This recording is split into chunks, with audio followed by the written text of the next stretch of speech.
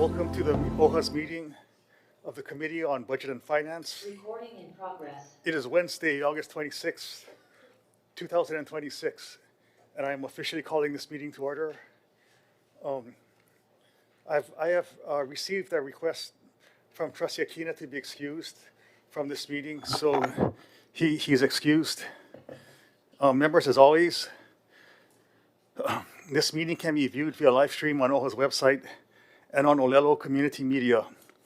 As a Zoom attendee, you will be able to watch and listen to the proceedings. If you wish to testify on a specific agenda item, please follow these steps. Turn off your camera.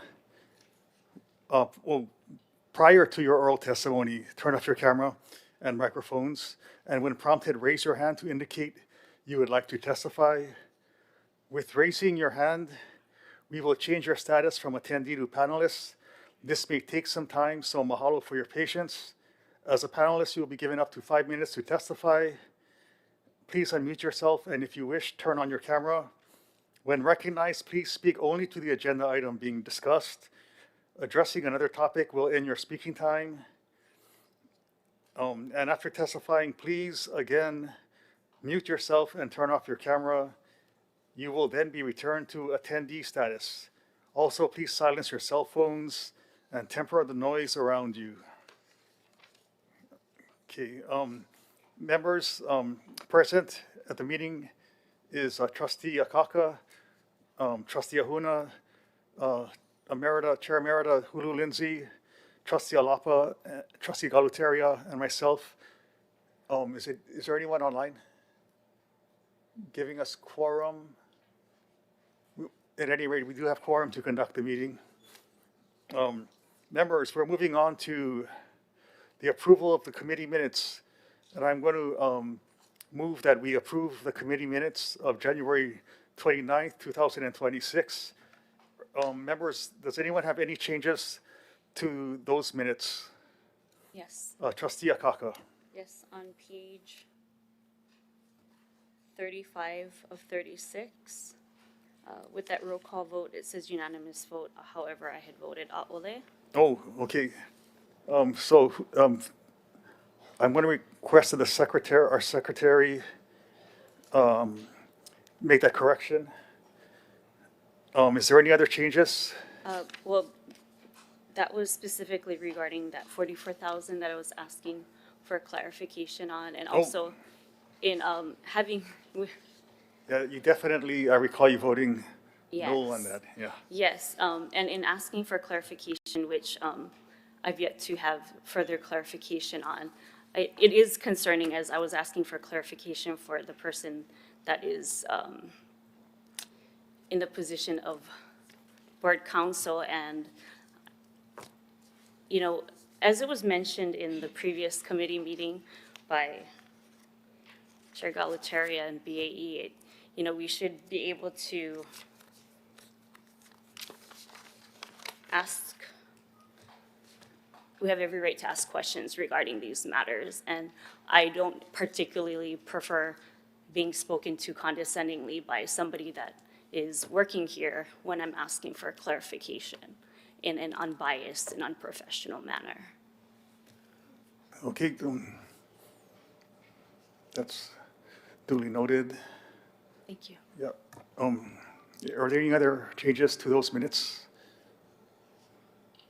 Okay. For the record, no testifiers, Chair. Oh, thank you, Crane. Can I get a roll call vote? Aye. And this is with the edits? Yes. Aye. Trustee Aquina is excused. Trustee Alapa. Trustee Galuteria. Aye. Trustee Kahele. Aye. Mahalo. Trustee Lindsay. Aye. Trustee Souza. Chair Waiʻanae. Yes. 7 yes votes. Okay, members, the minutes are approved. Before we go on to new business, I would like to acknowledge that our support staff, our representing, staff representing administration. We have our COO, Kapunui Ke Sean Kikina, and I will I'd like to bring him to the table to introduce the administrative staff also joining us this morning. Okay, Sean. Aloha mai kākou, mahalo nui, Chair and Trustees.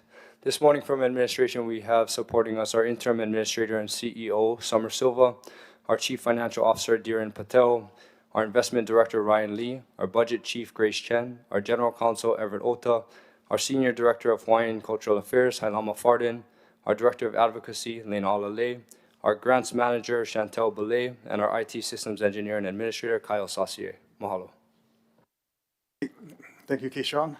So moving on, it's new business, and this is the approval of OHA funding for Hoʻokoʻa Lahui Event Sponsorship Awards.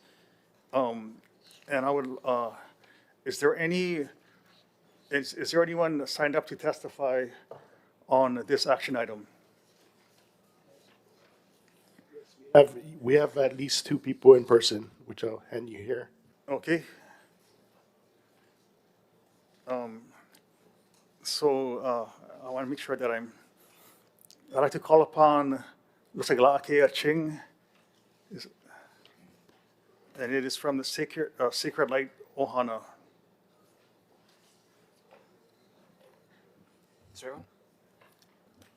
Aloha mai kākou, Chair, Trustees. Aloha. Mahalo for your time and consideration. I am La'akea Ching, a native Hawaiian creative producer from Waimanalo, and I'm the founder of Sacred Light Ohana, a 501c3 connecting Hawaii's creative leaders with global opportunity. Along with my co-founder, Francis Gora, we graduated from Kamehameha schools in 2017 and immediately left for Los Angeles because the world-class opportunities in music industry access did not exist here at home. Francis is an ultra-talented native Hawaiian producer and artist who is classically trained since the age of 4 and wanted to expand his horizons beyond what the island offers. I spent 7 years in LA, 2 in Japan, and throughout this time we had the honor of working across the world's largest creative productions and achieving a great deal of success. Along the way, Francis became the first native Hawaiian signed to major label Def Jam Records. We built those careers for ourselves, but we had to leave home to do it. And that is the reality that many native Hawaiians face. The talent is here, the pathway is not. I'm home now, and through Sacred Light, we began our work across many initiatives, among them rebranding the city and county golf courses and leading programming at the Native Hawaiian Chamber of Commerce. Just before returning, I produced No Label Academy at Harvard University, an educational experience for underserved artists around the world. Through this experience, I saw careers change in a single week, and I adapted that program and model for Native Hawaiians, which we present our global residency named Alapili, launching on October 24th. The program is a full week where we bring down a world-class artist to Hawaii and move them through activation led by Native Hawaiian cultural practitioners and mentors. And they mentor 3 Native Hawaiian musicians throughout this week. Those 3 leave with industry relationships, documented career outcomes, and a place in our long-term programs. There is also a heavy documentation aspect to this. We have a documentary crew that will be following those students throughout the entirety of the week, which will provide them with access to global platform and exposure. And so the final day is the event that we are asking and seeking support on, and it's a community panel at the Kahala Hotel and Resort, which is our hospitality partner, where they will be joined by 150 attendees, which we aim to make sure that more than 50 of those 150 are Native Hawaiians, including students, and directly exposing those students to careers they never knew were possible. Our inaugural guest in residence is Keilani, a multi-platinum artist and 2-time Grammy winner with a long-standing connection to Hawaii, who has repeatedly shown up for our people in times of need. Her appearance conservatively valued at practitioners who open with protocol, materials for the students, insurance, and OHA recognition and branded content. Every dollar stays with our people. What makes this different is where it travels. Through the nature of working with an artist such as Keilani, our work moves through global artists and industry channels with over 10 million in reach, and that's I would say a humble estimation. Carrying our stories and OHA's name to audiences our traditional networks do not touch. This is a new channel for our people and exactly the pipeline we are building. With your partnership, we advance Native Hawaiian workforce development and model what responsible tourism and participation will look like with our culture leading the conversation. Mahalo. Thank you, La'akea. Okay. I'm sorry. The Sacred Light Ohana, yes. It's the organization. 20. So the next person Okay. signed up to, Thank you. good job. The next person that has signed up to testify is Rhonda Burke, and she is from the Oʻahu Hawaiian Canoe Racing Association, and she's the advocacy chair and also a paddler. Okay, Rhonda. Aloha mai kako, Chair, Vice Chair, and Trustees. Mahalo for allowing me a few minutes to speak with you today. My name is Rhonda Burke, and I'm here on behalf of the Oʻahu Hawaiian Canoe Racing Association, or otherwise known as OHA, to ask for your support of a $15,000 sponsorship for the Molokai Hwy. When we talk about Molokai Hwy, it is easy to talk about it as a race. But for those of us who have been a part of it, we know it is much more than that. For nearly 75 years, generations of paddlers have gathered on Molokai, launched from Haleʻolono and crossed the Kaiwi Channel to Hawaii, to Oʻahu. They come from Hawaii and from around the world, but they come to participate in something that was born here, something uniquely ours. Molokai Hwy is one of the places where Hawaiian culture is not simply talked about or displayed, but it is practiced. It lives in the wa'a. It lives in the knowledge of the ocean, the winds, and the currents. It lives in the relationships between paddlers, coaches, canoe builders, families, and communities. And it lives in the responsibility we have to pass those traditions forward. That is why OHA support is important to us. This $15,000 sponsorship will help us create the cultural and community infrastructure surrounding the race, the tents, tables, and gathering spaces at the finish line, as well as the official race program that tells the story of the event and the people and traditions behind it. But we are not simply asking OHA to help pay for an event. We are asking OHA to stand with us.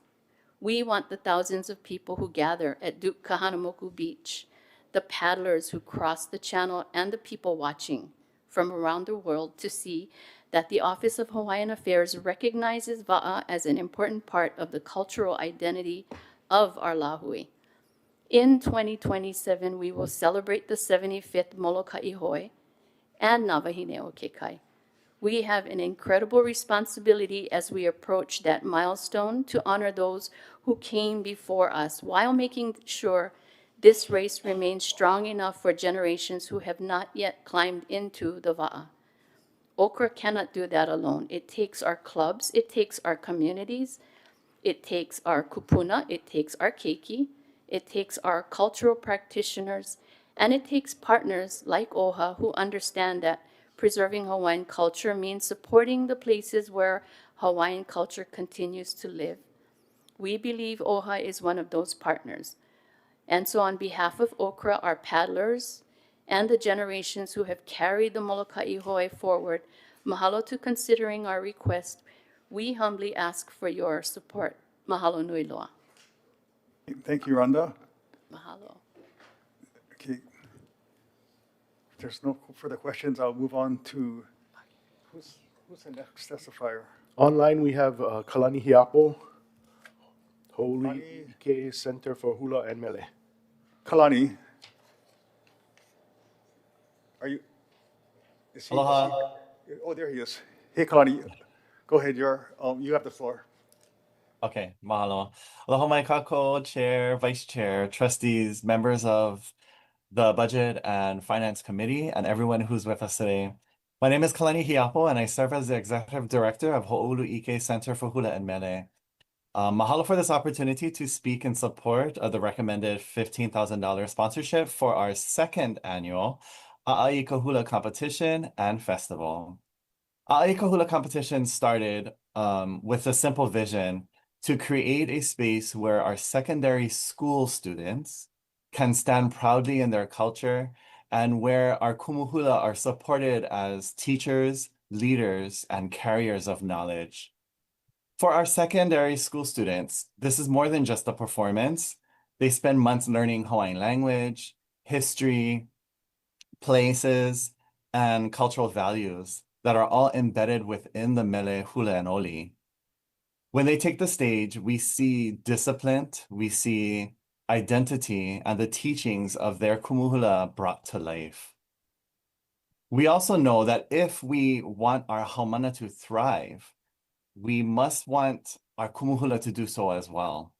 Through professional development, cultural workshops, and opportunities to talk story, kumuhula can share their own successes and speak honestly about their challenges, learn from one another, and build stronger relationships across schools.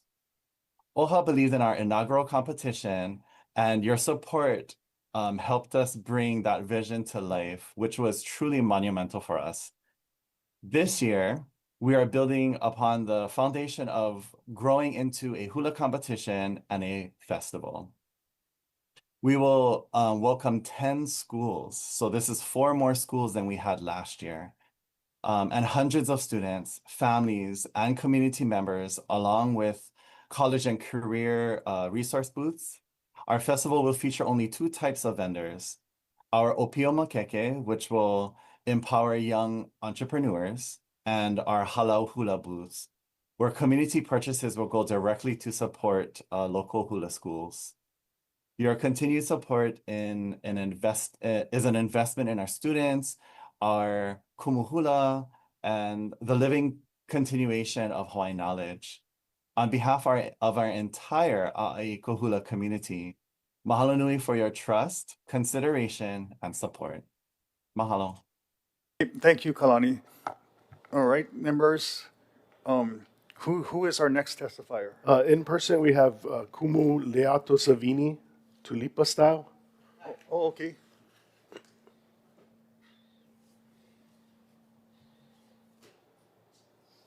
What's his name?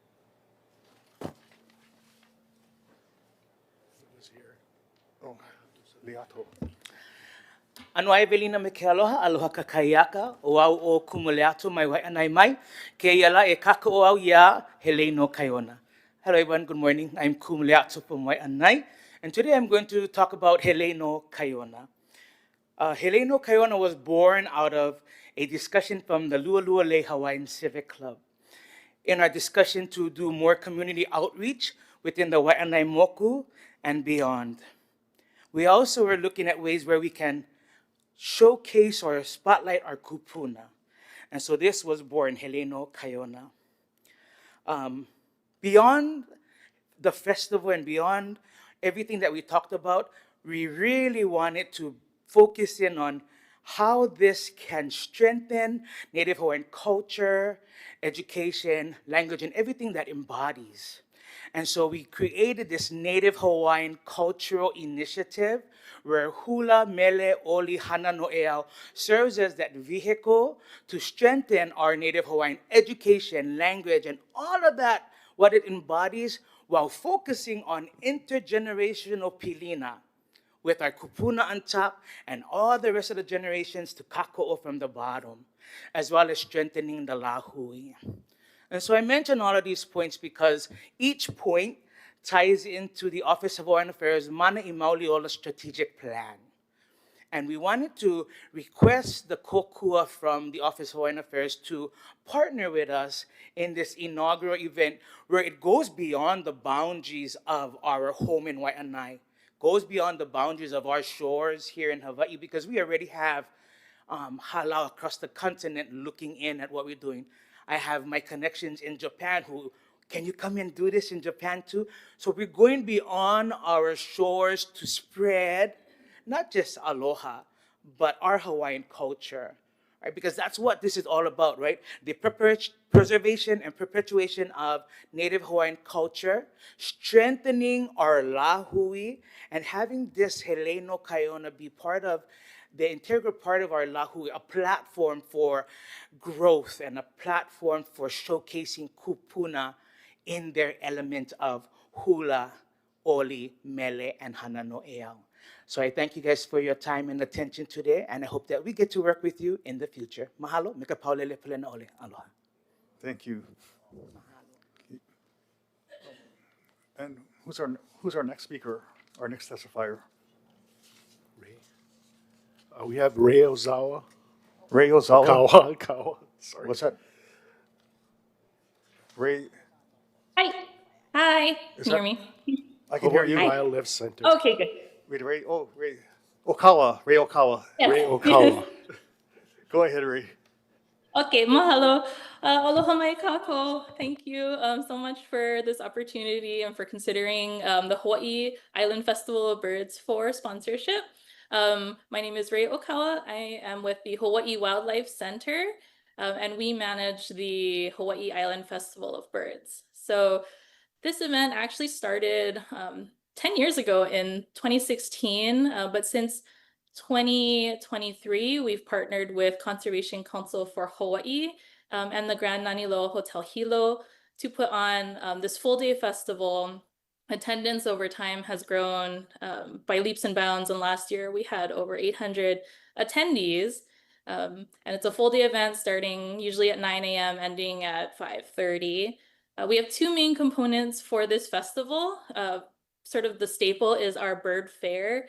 And this year we have over 40 booths, and a lot of them are a mix of conservation organizations, state, federal, county agencies, small businesses, and then everyone has to represent Manu in some way. So retail vendors, if you're selling items at your booth, native Manu have to be represented.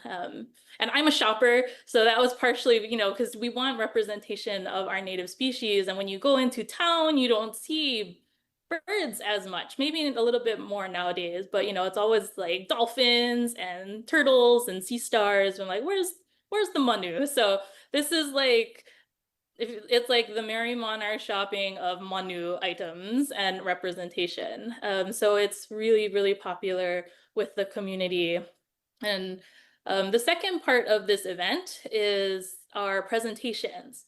So the goal of the presentation is to give a platform to a wide diversity of knowledge and experiences as they relate to Manu.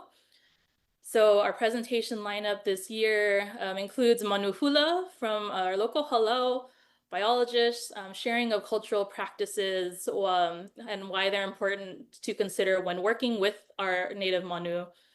We have a student panel led by the haumana at Canoe and as well as updates from our state wildlife agencies. And then we're also planning a talk story type conversation on the benefits local ʻAʻa can bring to Manu resilience. So really, this festival centers around joy. I mean, I've been in conservation pretty much my whole professional career, and there's a lot of heartbreak and frustrations that go into conservation. But we really want to combat that feeling of hopelessness in Hawaii that, like our Manu cannot be saved because we still have a lot of precious species remaining that we want to protect. For many in conservation, this festival is a time of almost collective healing. For the community, it's a great bonding time with Ohana, bringing in the keiki to learn more about Manu and conservation. And really, it gives a platform for Hawaiians to share their mana'o on Manu and their involvement in conservation. It gives a platform for Hawaiian students to take the stage and motivate their peers to get involved.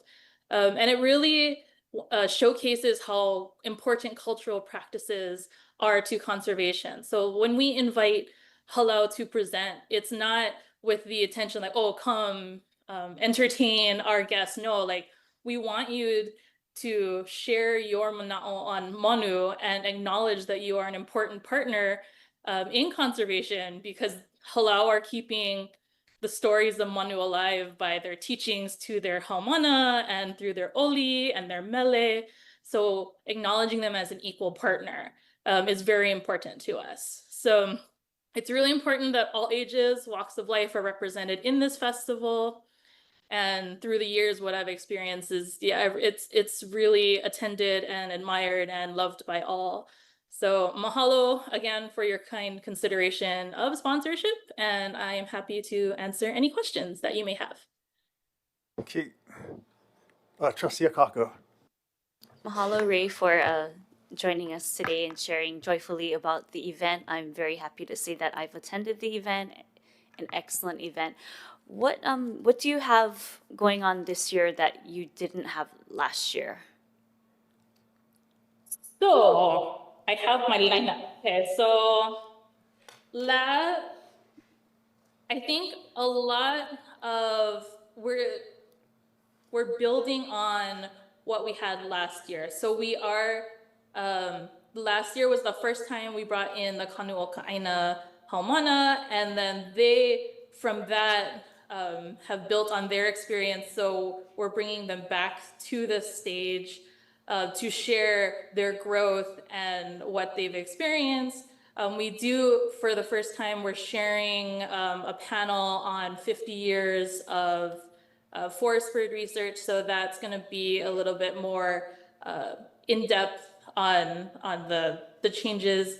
And then also new this year is that conversation with local ʻAʻa representatives. I've been working with Hula and trying to get them, because I didn't realize that local ʻAʻa and Manu, maybe not, and conservation didn't always like get along, and I didn't realize that there were those issues, but I really think that they bring a really important really important habitat restoration work to the table, so I feel like they should be acknowledged for that.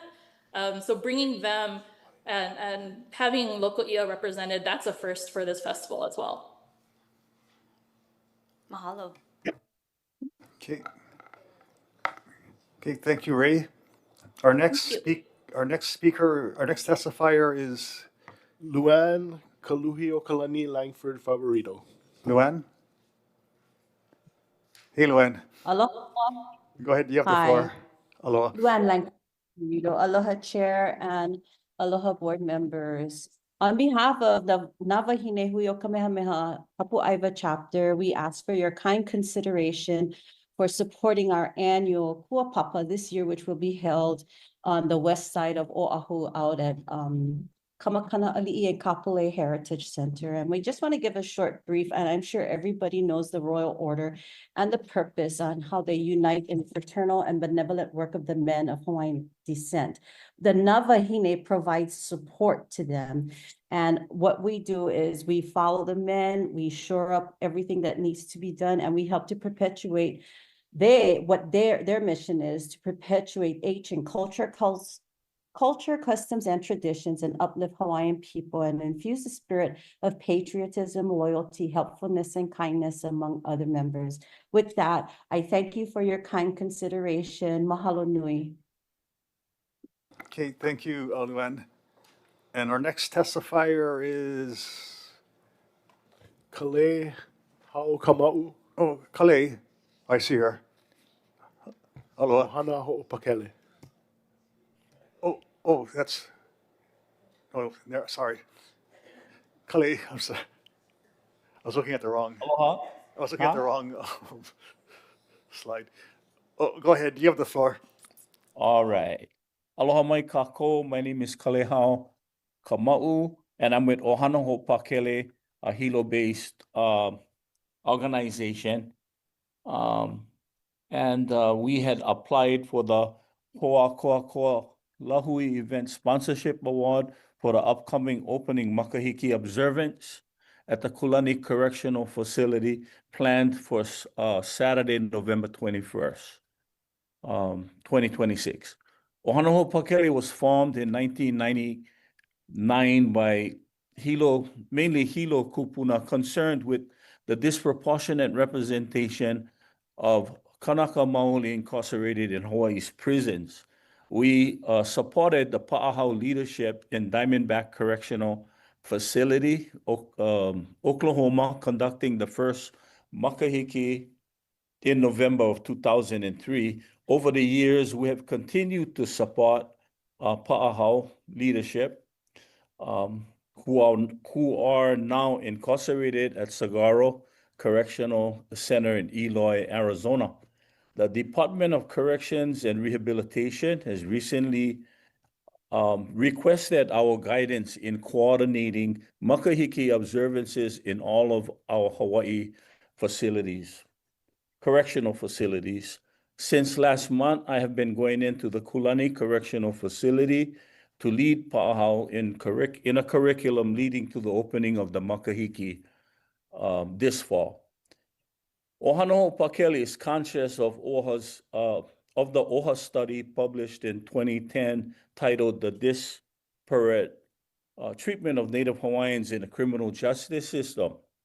The first recommendation in this report noted the resilience of Native Hawaiians and the strength of culture, our foundation for keeping Hawaiians out of the criminal justice system. It included the example of the Pu'uhonua, or city of refuge or sanctuary, could be applicable to the criminal justice system. Ohana Ho'opakele, mainly from Kupuna, Ohana Ho'opakele Kupuna, mainly from the Hilo area, including Uncle Joe Tassel, submitted a bill that became Act 117, signed into law by Governor Abercrombie in June of 2012. Act 117 directed the then Department of Public Safety to work together with Ohana Ho'opakele and other restorative justice organizations to plan for a Pu'uhonua o Wellness Center, preferably at Kulani Correctional Facility. Awarding the Ho'akoako Lahui event sponsorship to Ohana Ho'opakele with the support letter from the Department of Corrections and Rehabilitation will symbolize an achievement that partly fulfills not only the recommendation of the OHA study of 16 years ago, but also the vision of the kupuna who began our organization. Mahalo for allowing me the time to share a little bit more mana'o. We hope to see you at the Kulani Makahiki in November. Mahalo. Thank you, Kale. Yeah, last person with their hand up to testify is Jenny Worth with the Pacific Cancer Foundation. Jenny? Good afternoon, and thank you for your time. For over 2 decades, Pacific Cancer Foundation has served as a primary lifeline for cancer patients across Maui County. We provide comprehensive support that bridges critical gaps in cancer care. As the region's only dedicated cancer support organization, we provide no-cost programs and practical support for cancer patients, survivors, and caregivers across Maui County. Our work prioritizes Native Hawaiian and working families facing disproportionate cancer burdens. Our Paddle for Life is our signature community event and an effort to raise awareness and generate resources. This event raises over 1/3 of the resources that supports this organization. So it's our lifeline. And it directly sustains the services for our cancer Ohana. Across more than 16 Paddle for Life events, PCF has demonstrated strong operational capacity and community trust through this event platform. The 17th annual Paddle for Life, founded by Uncle Kimokeo, and our voyage to Lanai is a 2-day non-competitive, culturally grounded voyage that unites cancer survivors, caregivers, paddlers, and supporters for a 36-mile round-trip outrigger canoe journey between Lanai and Maui. It's October 3rd and 4th. Funds raised sustain our no-cost services of patient navigation, transportation, lodging assistance, nutritional support, support groups, wellness activities, and emergency financial aid. Again, prioritizing Native Hawaiian and working families facing the steepest barriers to care. This event directly advances the OHA strategy number 3 of Hawaiian well-being, physical, spiritual, mental, and emotional, and outcome 3.1, which is culturally based access to prevention and treatment by connecting Ohana to support pathways and keeping patients engaged in care across Maui County. This year, we expect 450 participants, an estimated 250 Native Hawaiian. More than half of everyone will be on the water. It's a voyage of hope and resilience, and together we paddle for a purpose. So it's visible, it's values-based, and it gathers and gathering that connects Ohana and is culturally grounded, and normalizes help seeking for patients on Maui and Molokai, Lanai alike. So our $15,000 request covers the essentials of a safe, well-coordinated event. Safety readiness on the water, insurance permits, participant logistics, and OHA recognition. No entertainment, no prerequisites per the statute. And we measure what our investment does, your investment does. And this year, at least 300 patients in Ohana supported with navigation and practical aid. And at least 51% Native Hawaiian counted and disaggregated, returned in our metrics to you after the event and at the end of the year. We'll report back with at least 400 transportation and lodging assists after the event. OHA's recognition is designed to be meaningful and aligned with the spirit of the voyage. It'll be an authentic, collaborative storytelling that honors paddlers, cultural practices, and the Cancer Ohana at the heart of our event.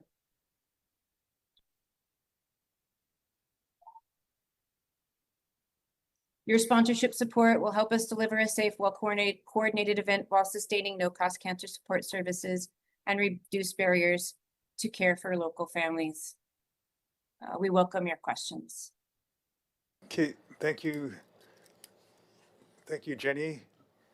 If there are no questions, our next, I see, our next, who's our next? Siobhan Lave from Waiʻanae Economic Siobhan. Development Council. Okay, Siobhan, go ahead. Aloha. Yep, aloha. Kalamai, I'll be filling in for Siobhan. Aloha kako. Ovao carrying a maso a ken. Noho au ma ahupa olualole I moku o Waiʻanae. I am with the Waiʻanae Economic Development Council and I serve as their program manager.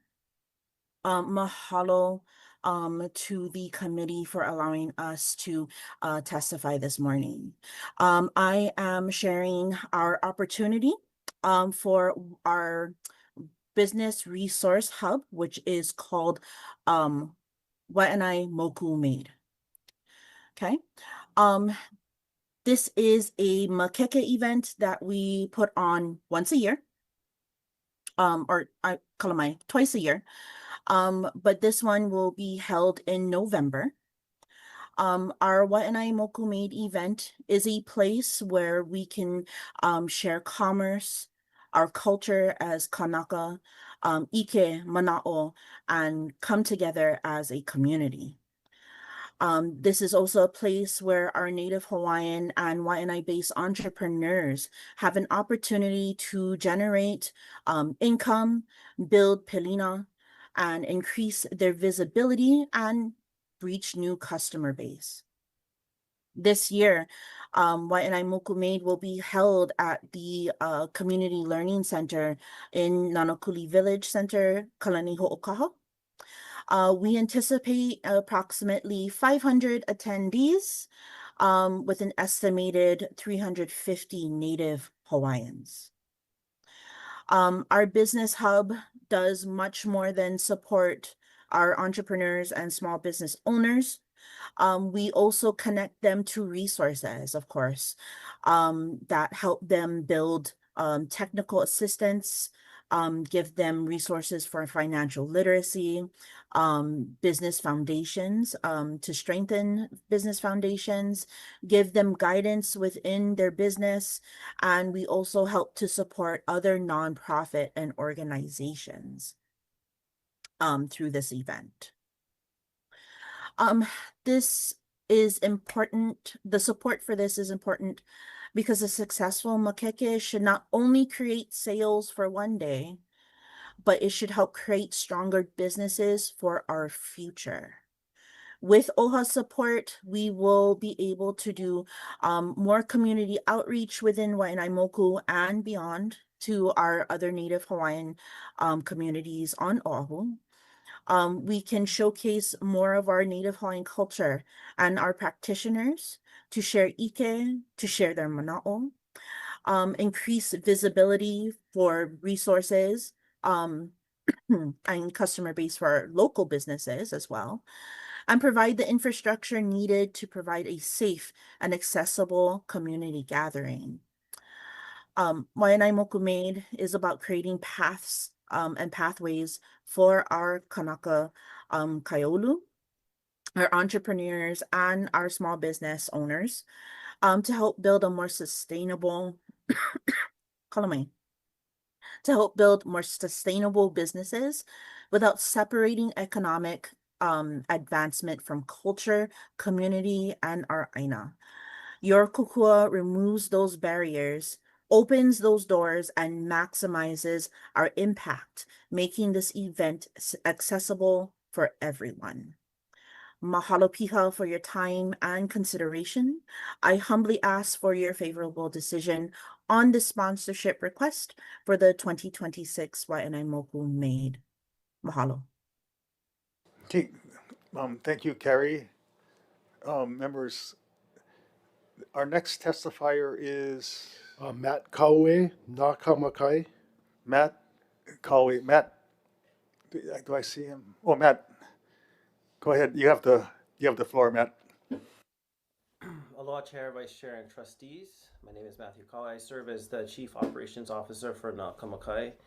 Mahalo for the opportunity to testify today for recommending $15,000 in support of our 10th annual Nakamakai Surf Contest at Makaha Beach. For 10 years, this event has been about much more than a surf contest. It's about creating an opportunity for the keiki of Waiʻanae to experience surfing in the place they call home, not simply as a sport, but as a Hawaiian cultural practice that connects them to their kai, their ohana, and their community. The contest is completely free and exclusively serves keiki for the 96792 community. We welcome children of all skill levels, and we intentionally allow parents to enter the water and kokua their keiki.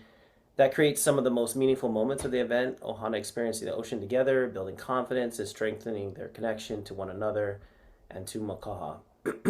OHA's $15,000 investment will directly support eligible event expenses identified in our approved budget, including professional water safety, contest judging, Hawaiian cultural practitioners, and other essential costs that provide this event, which is free of charge to Waiʻanae keiki and their ohana. As we celebrate our 10th year, we're especially proud that this event continues to perpetuate surfing where it belongs, in the hands of our keiki and within our communities. On behalf of Dwayne DeSoto, our board, staff, volunteers, and especially the keiki and ohana of Waiʻanae, mahalo nui loa for considering this investment in our community. We'd be honored to continue this partnership with OHA. Mahalo. Okay, thank you, Matt. Coming up next is Kimie Minor. Kimie Minor. Oh, like Kimie. Hapuna leo. Oi, aloha. Awesome. Aloha. Aloha mai kako. I'm Kimmy Miner, singer-songwriter, producer, advocate, and founder of Hapuna Leo. Thank you so much for your time. I also really loved hearing everyone who testified. It's so exciting and inspiring to see what our Lahui is doing. So 10 years ago, I started Mele Craft. It's a free youth mentorship program. After experiencing firsthand the gaps in Hawaii's music industry, as a keiki from Kona, who wasn't taught how to build a sustainable career, I created this program, the one I wish I had. So this year, Mele Craft turns 10 years old, and we've grown from Oʻahu, where we started, to Maui and Hawaii Island. And on October 23rd and 24th, we're bringing it to my hometown to celebrate 10 years for 25 to 30 youth between the ages of 14 and 22. I started this program in 2016, and we've mentored 175 young artists across 3 islands, more than half Native Hawaiian, always completely free. And the outcomes go beyond the numbers. Our mentees they've told us specifically that they've moved from isolation to community, from self-doubt to finding their own voice. Many are now working musicians and community leaders, and have even been a part of some albums like Nakamakai's Children of the Sea album that we collaborated on in 2020. Our process is simple. Youth connect to Aina and Kupuna Ike, then to themselves, then to each other, then community. And that gives them their why. And once they're clear on how come, they start to value their own voice, their story, and their craft. Songwriting is where we begin. This work goes deeper than my own story. Through Mo'opu OHA, we connect directly to Hawaii's history and our beloved ali'i, Lili'u Okalani Keali'i Fawahi, Ruth Ke'eli Kolani. Their trust gave our people land, education, and a belief in our own future.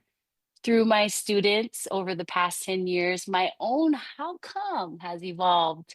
This isn't just workforce development. Mele craft is regenerative. The mentor sitting with a student today is often someone who was once a student themselves. Mele is how we practice aloha aina, how we resist, how we stay onipa'a. As a Kamehameha Schools alum and through my kuleana to the Protect Ho'olave Ohana, this is how Mele, our vessel for the Lahui, gets carried forward.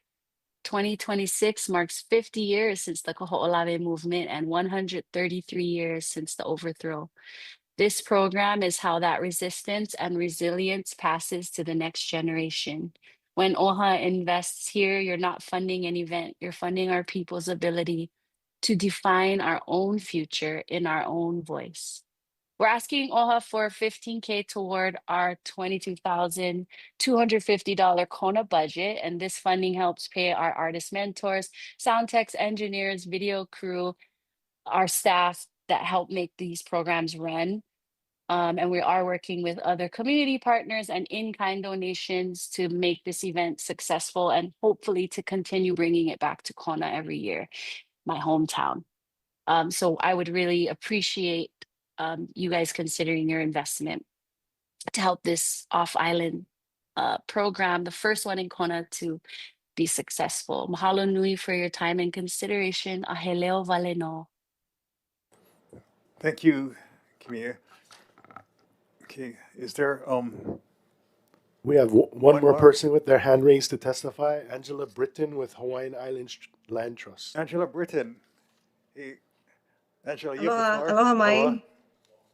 Hi, everybody. I'm Angela Britton. I'm the Chief of Operations and Philanthropy for Hawaii Land Trust in Mahalo for this opportunity to request support for our mission through our annual Malama Kākou event happening this year on Sunday, October 4th at Laniku Honua. The event provides unrestricted support for HILT to deploy in pursuit of increasing community stewardship of Hawaii's natural and cultural resources, fostering reciprocal relationships between Aina and community, increasing restoration of Native Hawaiian cultural sites, landscapes, traditional food systems, including places like Kapuaiwa Akalo and Maka'akaloi at Waiʻanae Maui and Mauna Heau in Hooula, and expanding and launching Aina-based educational programming, 6 community preserves on Kauai, Oʻahu, Maui, and Hawaii Island, which serve over 6,000 student visits annually and are growing every year because people love Aina and we love that. All of the work described just now disproportionately serves Native Hawaiian communities simply as a result of where our preserves are located. They're typically located next to homestead properties or in rural areas. And we are supporting our schools with our Aina-based education programming, our DOE schools, and our charter schools. The event itself seeks to uplift and celebrate Aina stewardship and food systems that feed our communities across the Pai'aina. And support from OHA would leverage funding from a variety of private sources, thereby exponentially increasing impact. So thank you so much for the opportunity and for your guys' consideration. Mahalo.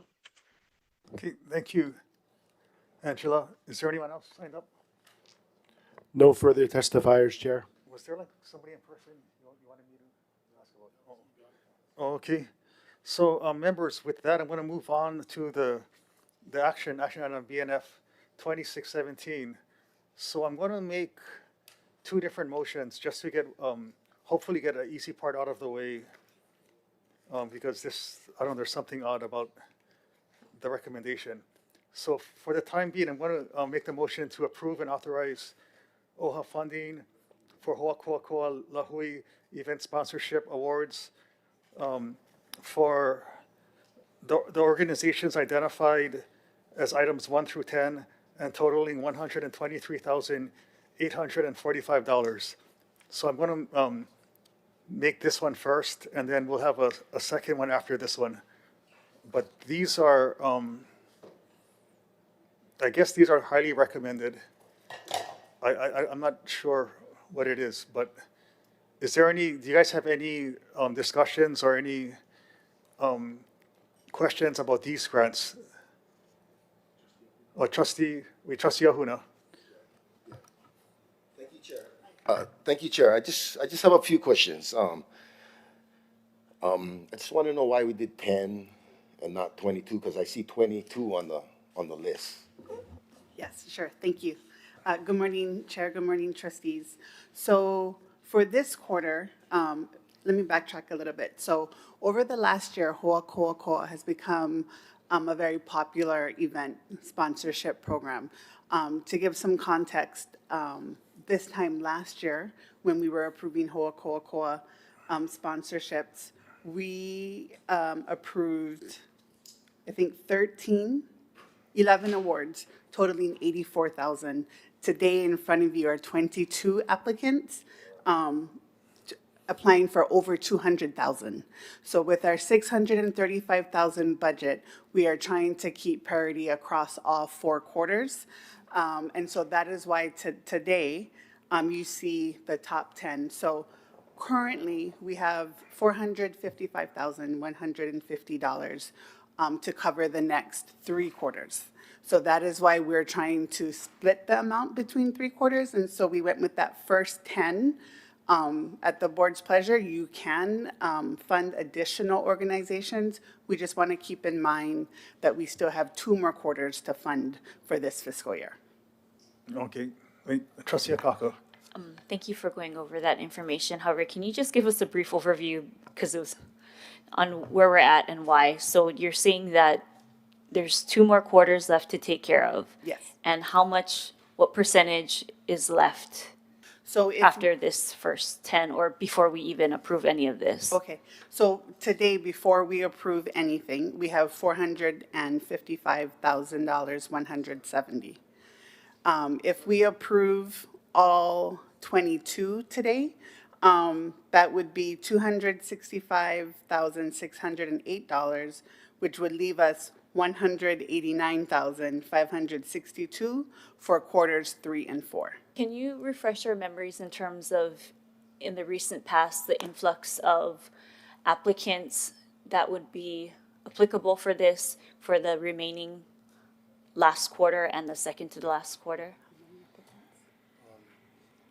So we can try to plan accordingly here. Given the year-to-date, how many people have been applying? Okay. We're obviously not going to be able to. Right, okay.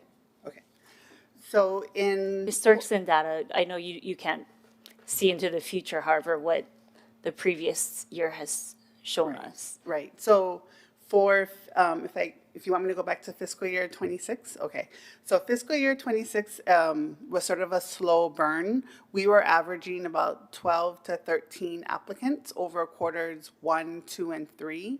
And then we saw this huge uptick in quarter 4. So we were awarding around 80 to 90,000 per quarter in FY26, 1, 2, and 3. And then you saw in quarter 4 this huge uptick to 26 organizations with over 300,000 that we awarded. So you can see it's just monumental, the increase. So for FY27 quarter 1, we had a little bit of funding remaining from FY26, which we carried over. And so we were able to fund quarter 1 at 227,000.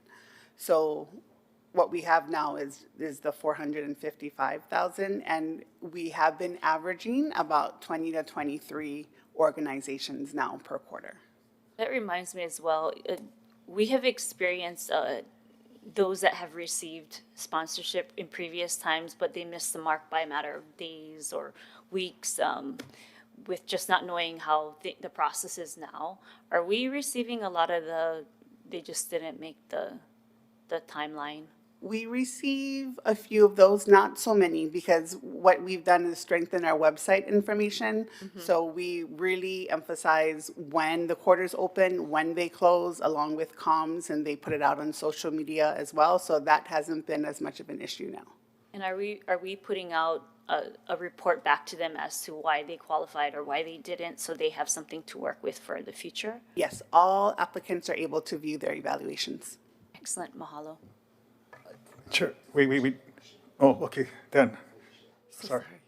Go ahead. Why do we put all 22 if I don't understand why you put all 22, because for me, I want to vote for all of them. Right. I'm not here to go by each trustee and eliminate each one that we don't like. Today is about our people. If you put 22 on them, let's get all 22 out. We like to support our people. So I don't like first quarter, second quarter, third quarter, or whatever, all this stuff that we talking about. This is about everybody right now. We either going to pass them all or we're not going to pass them. These guys came up to the board. They all are qualified. Every time we come to the board, oh, we never have enough people, or they never make the date or everything. They made the date. They're here. They're qualified. I'm not going to take the first 10. I'm sorry. I'm voting for all. Trustee Hooulu, Lindsay. Thank you. And I want to thank all the nonprofits that are doing good work in our communities. There's no question that all that work is hard work. And I did have a question about the total budget and if we're allocating a fair amount for each quarter. So what's going to happen if we give out this kind of money for the second to the last and the last quarter? I just want to hear that. So that is why our recommendation came down to the top 10, because we are trying to keep in mind the budget for quarters 3 and 4. Our total yearly budget is $635, which was adequate for FY26. But as I said, there's a influx. Yes. Well, I don't blame Trustee Ahuna, because, you know, we're giving false hope to our people to come in, testify, and yet no more enough money for them. That's kind of not right. So maybe we need to reallocate later on in the year. I don't know what our budget chair will recommend. But I agree with you, Chair, that we should vote the whole thing in. But I want to ask first if any of the trustees have any conflicts of interest with any of the applicants. I don't think, no one's declared any. So that we can't be accused of that, is what Yeah. I'm saying.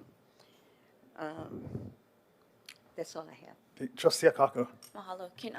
Chantel, can you please refresh our memory in terms of how the quarters are determined? Is it where their event has to be within that time frame and so forth, and how that would affect the 2 remaining quarters? I just want that to be out there for those that are present here and virtually, and for the trustees, so that we can figure out how to go forward on this. Yes, so the quarter that they apply for, their events have to occur within that quarter. So this is quarter 2, so their events are occurring in October, November, and December of this year. So for instance, if we're looking at the end of year, which oftentimes is holidays, then there might be holiday events and so forth.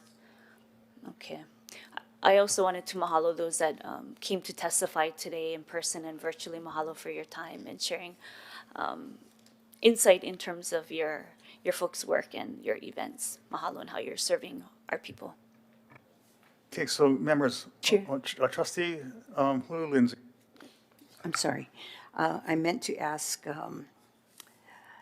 why, when we agendized this work today, the numbers were not added to the agenda, because we got a couple of phone calls from beneficiaries asking how much is being recommended that we give to these entities.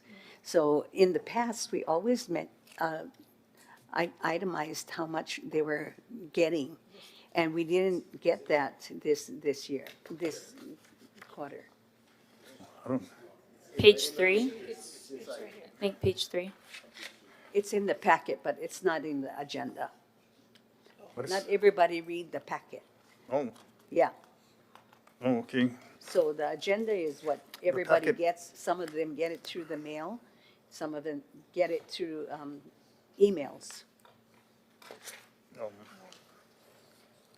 Yeah, it wasn't, yeah, it's not there. Okay, well, it's unfortunate. Is that, it's not required? Okay, well, It's our practice. sorry about though. that. It is our practice. Well, that's, oh, what a shame. Next time, we'll do it next time. I don't know what else to say. I mean, Just like, so wait, members, I was going to, well, my recommendation would have been to pass all of them also, but I was going to do it in two separate motions. Did you guys want to do it all in one? Could we have it up on the screen so that we could look at what those options are? Oh, do you want the one I presently made? You're talking about the 1 through 10 versus the 1 through 22? 1 through 22.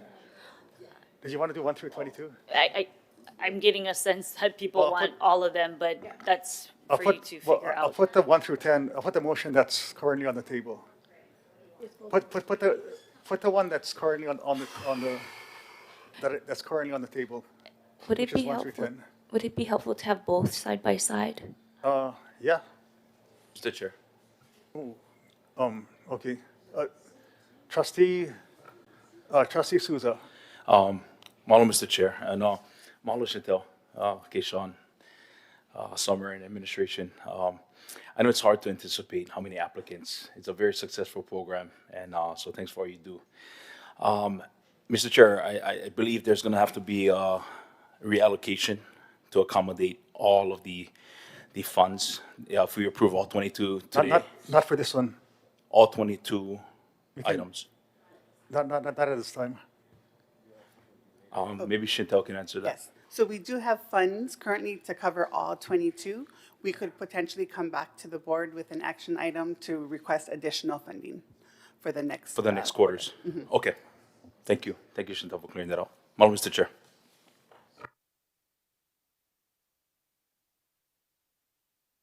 If there's the will to approve all 22, then I will rescind my motion and make the new motion.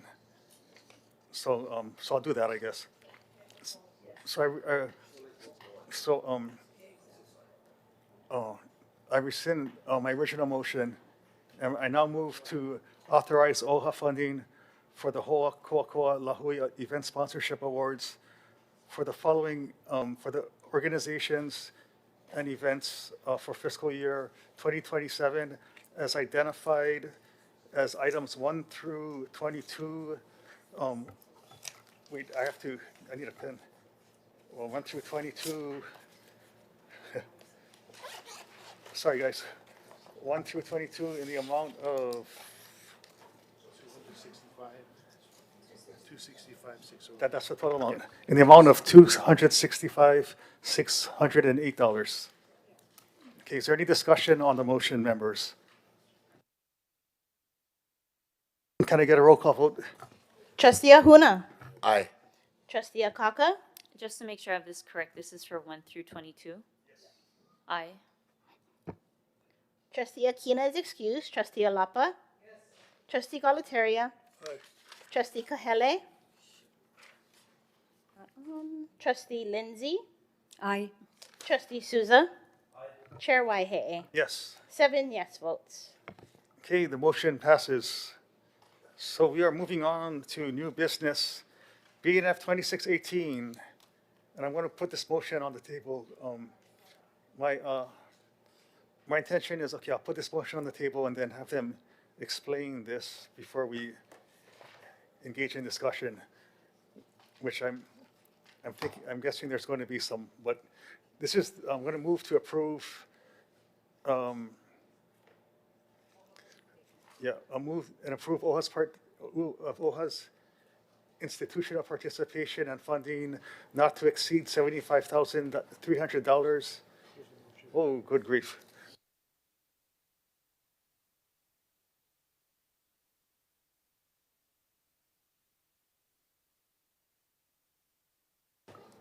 This was, already not my favorite motion to begin with, to be honest. This just got, okay, wait, okay, members, let me drink some water.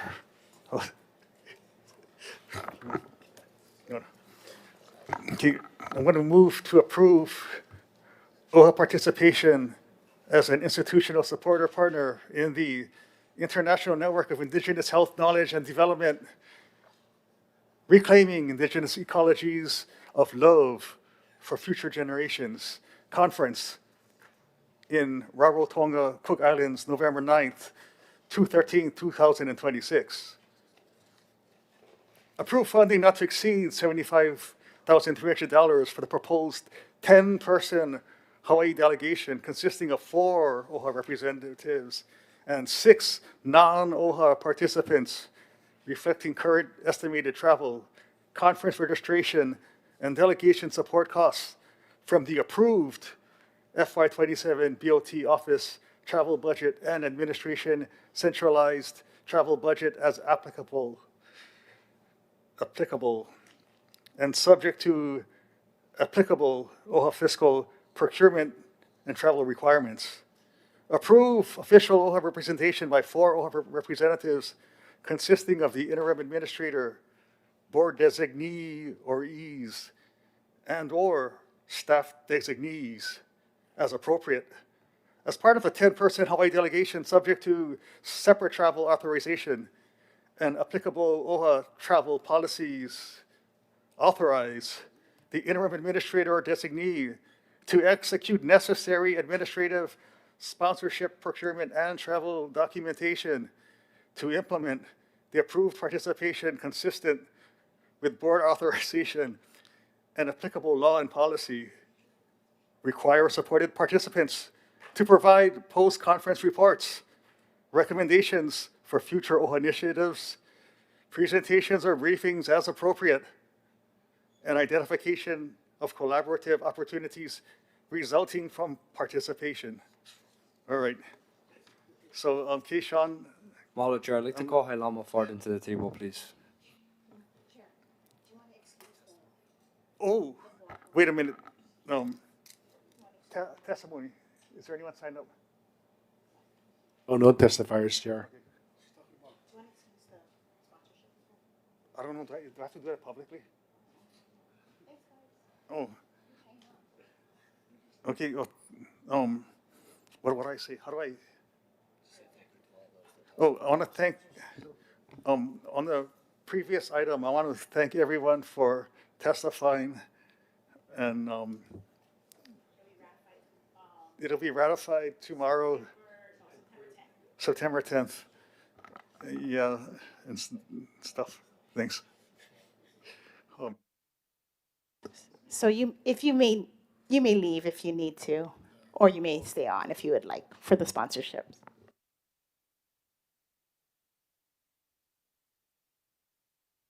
Mahalo, mahalo nui, mahalo nui.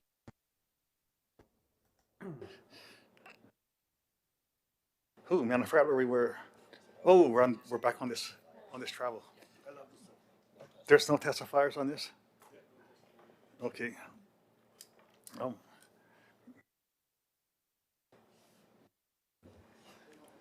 Aloha Vakia Kako, aloha Chair, Vice Chair, and our trustees. Hi, Lāma Fard, Senior Director of Hawaiian Cultural Affairs. I was asked to help our beneficiary to bring this forward in a form of an AI. And I'd like to thank the Chair for reading the section that I don't have to read now because you've already read it. However, I do request the favor of the Chair to allow one of our beneficiaries, Dr. Jamie Miller, to come forward and actually present you the context of the purpose of this this trip, if that be okay. Yes, please do so.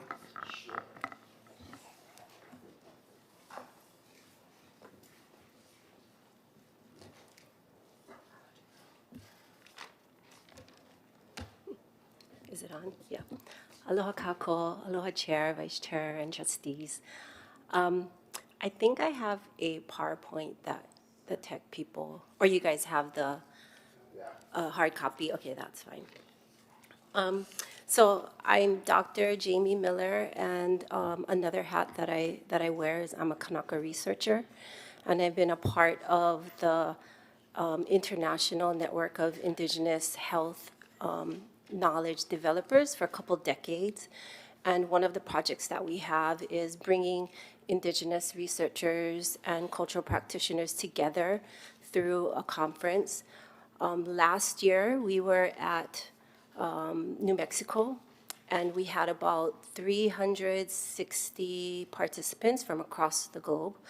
And this year, it has moved to Rarotonga. They're being our host under Dr. Tina Rongo.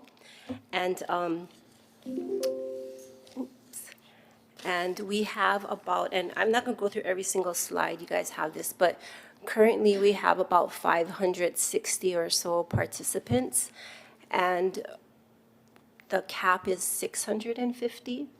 So we have, one of the slides shows that we have representation across Pacifica and other nations.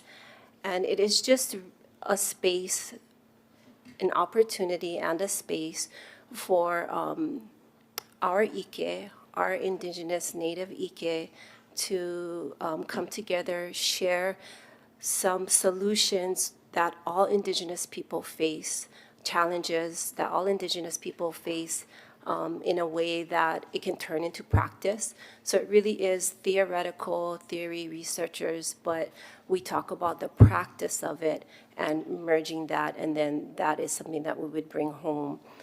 There's also an opportunity for the conference. The conference people, I'm on the planning committee, and I represent Hawaii along with Dr. Keawe Koholukula from UH.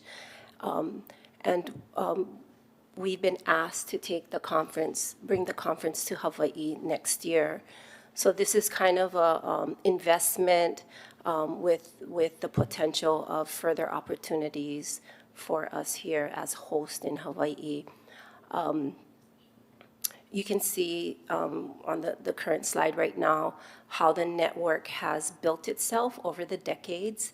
And there was a hiatus between conferences of about 15 years, and then we brought it back alive last year. And if you move forward, you'll see we've been doing surveys. We also have different hits on our Instagram and Facebook pages around interest across the world. And so currently right now for Hawaii, we have 55 participants, registered participants, and we have 36 presenters. We also have our keynote speaker that's representing Hawaii is going to be Kaina Makua on one of the days. And then we also have a keynote panel, and we were invited to put a panel together around justice or injustices. And so that's why I come to the table today and ask you folks to support a delegation of the keynote panel along with OHA.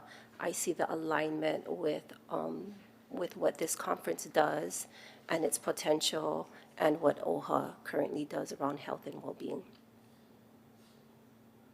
Anything else? The potential you were saying about before for next year. Having it here?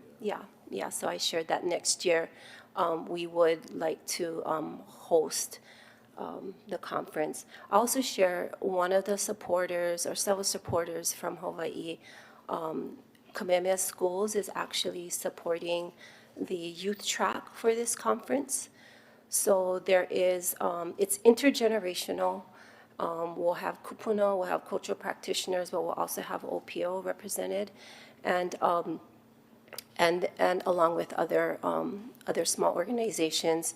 I was happy to hear Nakamakai earlier. They are sending a contingency of 18 folks. We have representation from Molokai, Maui, Kauai, and Oʻahu.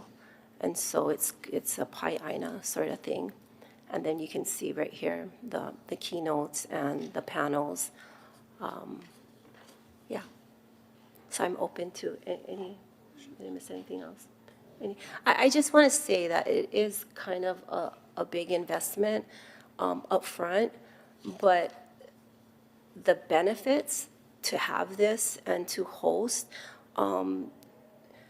this is the space where us as cultural practitioners can really be highlighted as to what are the solutions, what do we know best about what we bring to the table for our people. And to have that collaboration with other Native peoples is a movement right now. So it's part of a movement that I'm inviting OHA to be a part of. Okay. Is that, I have a question, Keishon. You know, we have budgets like, I don't know how it works now, but in the past, we had budgets for like, you know, for staff to travel or attend conferences or different events or trainings. And it was already budgeted for us to do that. And it didn't require board approval to send them to that, to two different things. Yeah, there are PIA-specific budgets for travel and conferences. However, I do believe that this is separate, but I would definitely want to confirm with our budget chief, Grace Chen, you know, if that's the question that you're asking, if you're trying to consolidate. Is it? Go ahead. But it's only because it's coming out of, it seems to be coming out of the existing budget for travel and for that kind of thing. So at least for the OHA people going, I mean, could we just send them without board approval, or does it?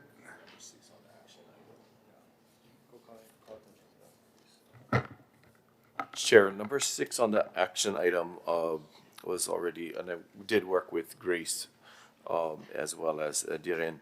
Based on the prior year, fiscal year 2026 actual expenditures and current 2027 budget availability, sufficient funds are available to accommodate the request within the approved travel budget, subject to applicable fiscal requirements. So you are correct. So what is, I guess, like, why couldn't we just send you guys there without the board having to approve it? Well, I can answer my thought. My thought is that it's, I think, fiscally responsible to bring it before the board to see. And if it is your directive that you have the allotted money in, then you should be using this money. And I think that'd be a good directive too. But it also is appended the, I guess, not planned section of the external OHA.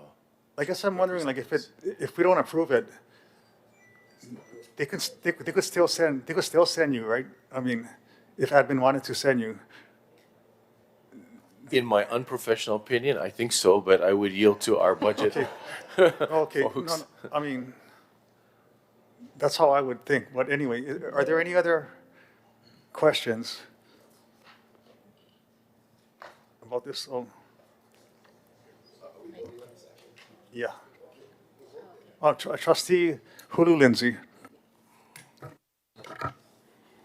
So, Chair, I want to speak on not the legitimacy and the value of this conference, but on the policies of OHA.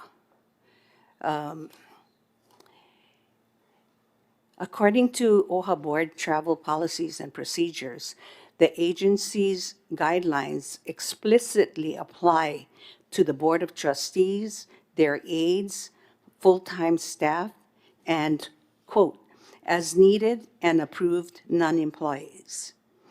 The rules allow non-employee travel under strict parameters. Official capacity. Non-employees can have travel covered if they are traveling on official documented OHA business. For example, specific contractors, consultants, or community subject matter experts, like our iwi kupuna, like our practitioners that went to Tahiti. Those were all OHA approved. Pre-approval and strict line items. Funding for non-employees cannot come from a general slush fund or general operational travel accounts. It must be tied to a pre-approved OHA budget object code. I question that has happened. Specifically under specialized accounts like 54810, other travel in state, which designates funds explicitly for non-OHA employees while traveling on official OHA business. Historical board votes and the pivot in 2017, the friction regarding non-employee travel peaked between 2016 and 2018. The practice before this period, OHA administration regularly used the Native Hawaiian Trust Fund to pay for community members, cultural practitioners, and large delegations to travel to international forums, such as the Polynesian Leaders Group. The crackdown, state audits heavily criticized OHA trustees for using discretionary trustee allowances and kulia initiatives to pay for individual beneficiary travel expenses. The 2017 budget vote in the June 8, 2017 meeting, the board did not pass a new bylaw, but the administration voted to restructure the biennium budget. To appease reform-minded trustees like Trustee Rowena Akana, Chair Colette Machado, the line items funding massive non-employee group delegations were significantly slashed or eliminated, restricting non-employee travel, strictly to necessary agency operational contractors. State ethics and legal restraints. The restrictions are further enforced by the state. The Hawaii Supreme Court affirmed that OHA trustees are bound by the state ethics code. Under these laws, using OHA trust funds to give travel gifts or unapproved sponsorships to non-employees is a violation of fiduciary duty. I share this with the board, and I have the links to prove the statements I've made if you're interested. But I can't imagine all of our nonprofits coming before us and asking us for the conferences in different parts of the world. Can we afford it? I leave that with you. Thank you. Yeah, how are these the 6 non-OHA travelers, how are they related to whatever business we're going to be doing on this trip? If I can ask Dr. Jimmy Miller to help support this question, answering the question. So this is for the keynote panelists, and they are subject matter experts in justice reform. So we're going to have 2 justice impacted folks on the panel. We're going to have 1 OPO, that's justice impacted, 2 service providers, and 1 cultural practitioner that goes into the prisons and does cultural healing work. So 6, and then we want to add someone from OHA, and the whole theme is around pu'uhonua and healing and well-being. And this is a panel that OHA's putting on? No, not OHA's putting on. Yes, yes. Oh, okay. Okay. Yeah, OHA's being asked to share its resource people too to participate. So that those among the 4 would tag on and connect to that. So it would be kind of a fitting into that which is already set. And the one other value that I saw was the opportunity for OHA to be a part of the planning of next year's, which I believe is desired to move to Hawaii. So I did see that as something that when they come here, then we would take a larger leadership, hopefully participation capacity in that. Does funding those 6 people fit into the criteria that Hooulu mentioned that we needed to follow in order to fund non-employee travel? Or I cannot answer the question. There is a lot of the restrictions. I do hear that there should be a pre-existing item on budget. I do hear the criticism against using trustee discretionary, as well as there was another fund mentioned. I don't know what that fund is. I'm not really sure, and perhaps others in our group of administrators might be able to address and answer that clearly.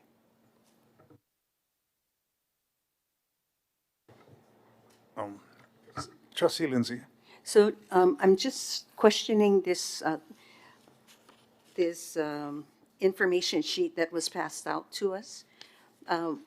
Why does the numbers look different from the 75,000 that's on the motion right now? I see a total estimated request of 33,000. Chair, yeah, thank you, Chair Emerita. That's a very fair question. When the proposal was brought to the Office of Hawaiian Affairs, it was at the end of May, and it took time to pull the research, and immediately flights, because of the current struggle in Iraq, flights went completely up, and we passed the deadline to get the early bird registration fee. And I believe that original figure that you're looking at only includes the 6 travelers and not the 4 Office of Hawaiian Affairs representatives. So I just want to say that this is not an OHA initiative. So I don't know how it qualifies. I'm just saying that.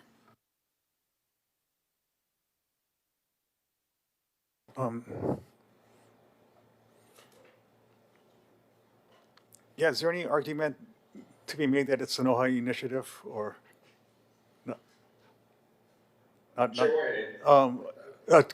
Trustee Kahele. And talking to you from the parking lot here in Nalehu, just below the Nalehu Cemetery. You know, this, I hear, you know, Trustee Lindsay's comments. I don't agree entirely with her comments. I believe the statutes and the policies she's citing are from past practices that do not apply now. I would look at this opportunity for OHA, where we were invited to be a part of a delegation to attend the Reclaiming Indigenous Ecologies for Future Generations, Rarotonga, almost exactly like the opportunity many of us had to go to French Polynesia last year to participate in those international engagements in Tahiti and on Raiatea, which we partnered with Kamehameha Schools on, and which, you know, our Senior Director of Cultural Affairs, Lāma Kukui, helped lead the delegation on. You know, I remind the trustees, we, as you all well know, for many of you went on the trip, we had several non-OHA staff that attended with us, many of them from the University of Hawaii at Hilo's Haleolelo that participated in the ceremony with us. So I think the argument that, you know, we should not use OHA funding for non-OHA staff, you know, doesn't have merit and shouldn't apply in this case, just like it didn't apply last year. And I do believe that, you know, this is an opportunity for OHA to take part in this event, to expand and continue the international partnerships we have. Chair Emerita, yourself went to Papua New Guinea last year to represent OHA. And I think investments like this are important for the Office of Hawaiian Affairs with, you know, throughout the Moana Nuekea with our other Pacific Island brothers and sisters. So I do support it. I realized that when the request was originally made by Dr. Miller, you know, in terms of costs and airfare and different things have changed a lot since then. And so, you know, if the amount of travel and the costs incurred, you know, are uncomfortable for the trustees, maybe one thing we could consider is continuing to support the event, you know, send a smaller delegation. I do think OHA trustees, should they be available, should attend as well, and staff that would directly benefit from this type of engagement. And I would support it and encourage others to support it. That's my feedback right now. Okay. Trustee Lindsay. I just want to say that the trip to Tahiti last year was an OHA initiative, and the non-employees that traveled with us were practitioners that were required on the protocol that occurred in Tahiti. Everett, did you have something, some opinion to make, or? Thank you, Chair Waiʻanae, and good afternoon, trustees.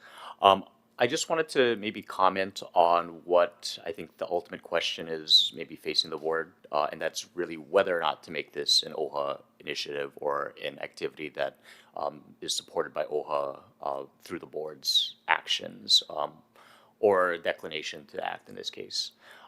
It's really up to the board in terms of your your collective discretion as to how to expend trust resources and whether or not to make funding available for this event, whether it's to OHA staff or non-OHA staff that would be traveling in support of this event.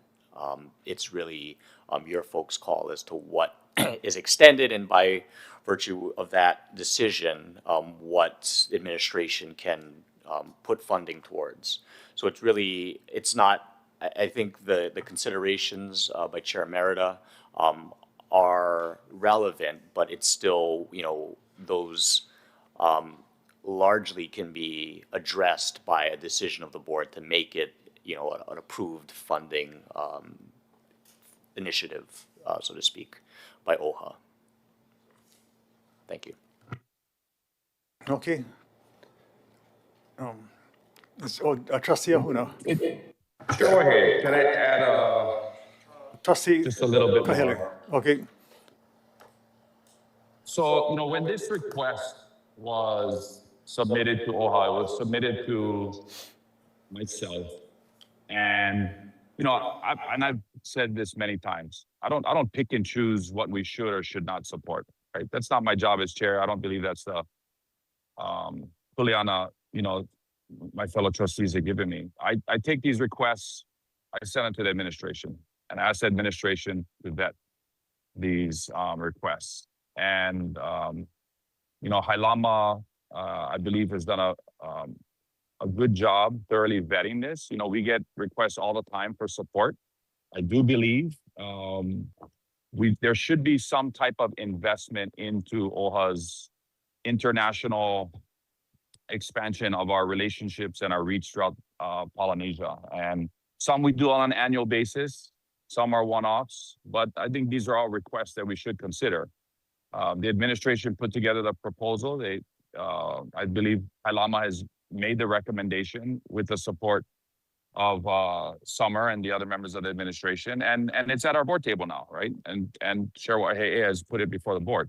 And so it should deserve the type of questions and scrutiny we would reserve for any potential request for funding. But that's how this is before us.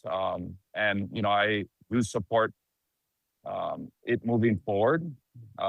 It can also, the administration's request can be amended if that's the will of the board. But I do trust the work that Lāma has put in this. I think there would be benefit for OHA.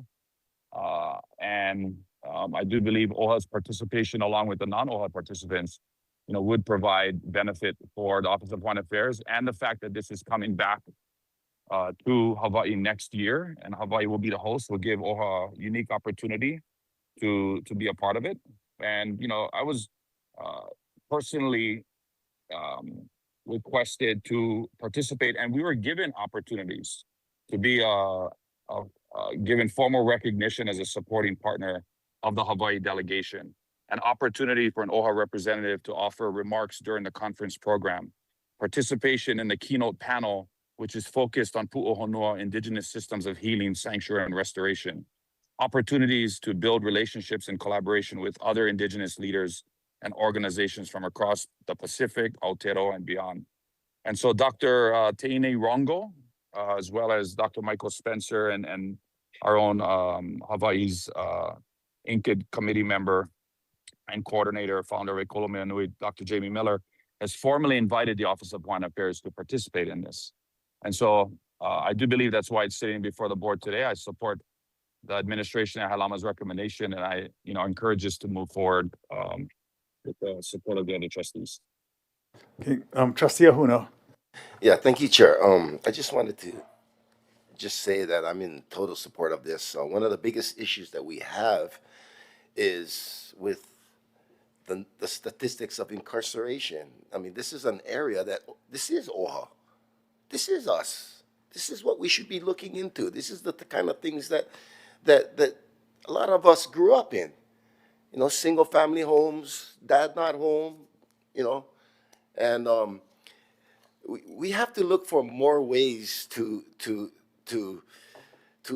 actually meet.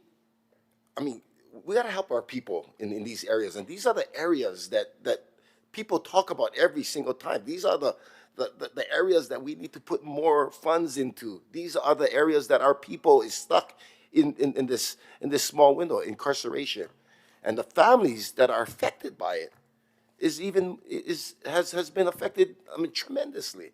So for me, this is about OHA. This should be about us being there to talk and to see what other people of Polynesia is doing, and I'm here to support it. This is one of the discrepancies that we have in our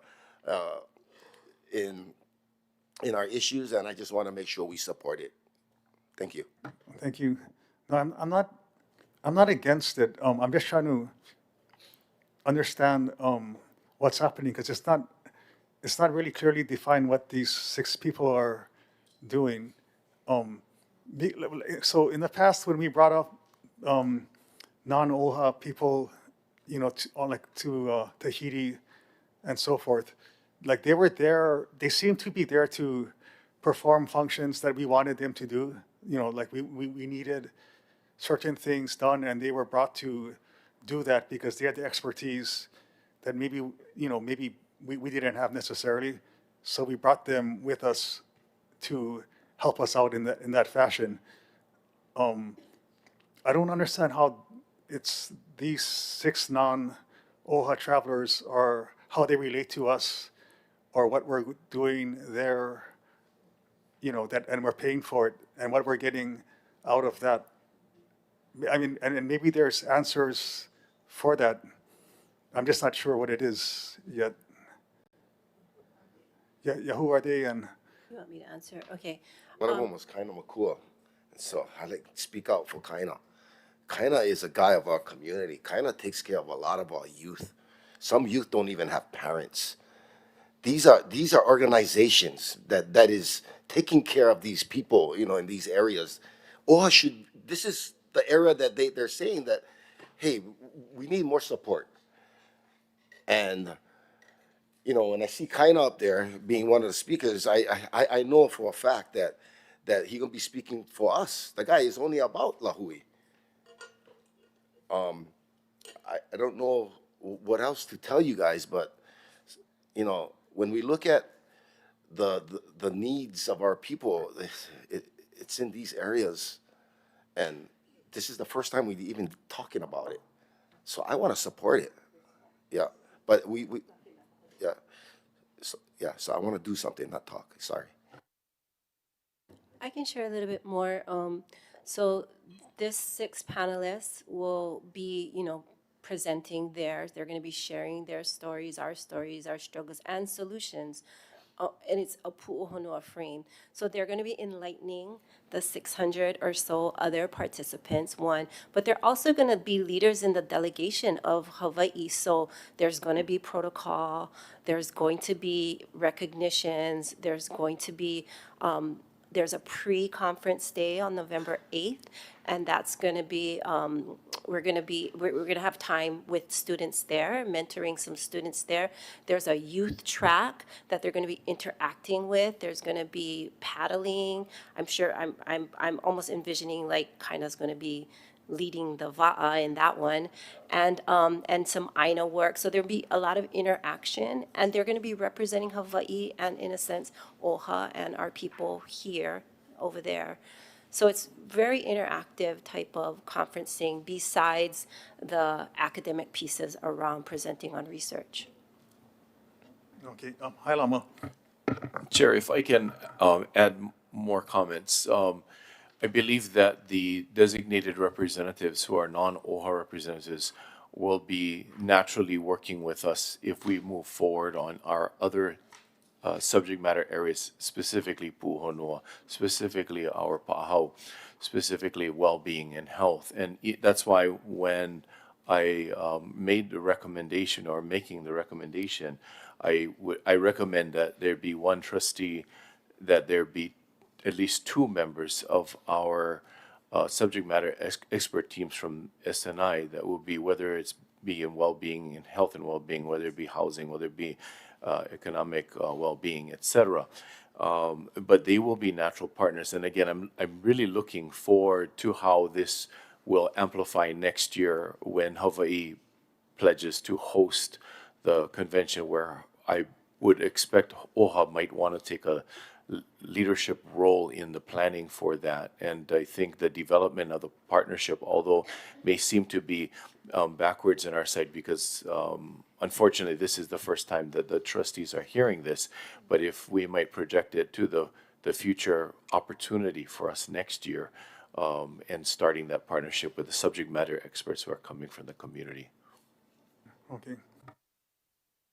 I know the question was who was going, so I can share with you what I know right now. But for the two justice impacted folks, they're getting clearance. They have to get clearance to travel into another country because they have a record. So I'm not going to share their names yet. We have Olohe Umikai that you guys saw on that.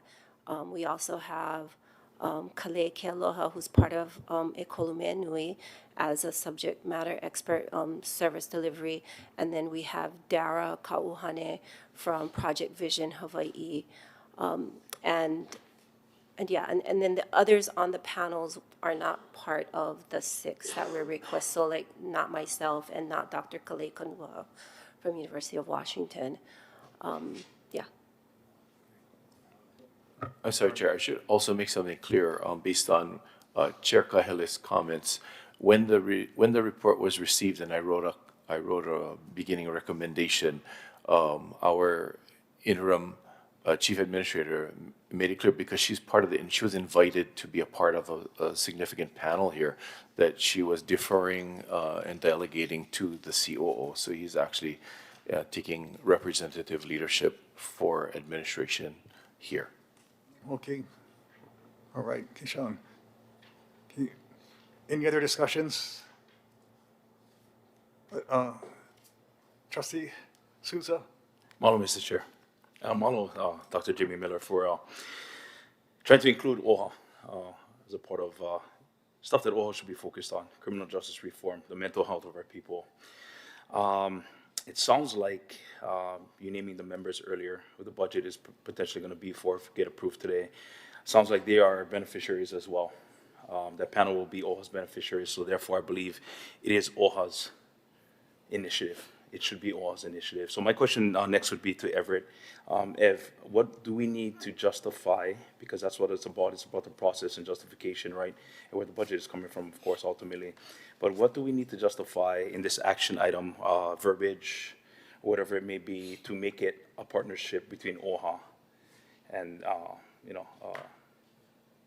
this initiative that's currently not classified as OHA?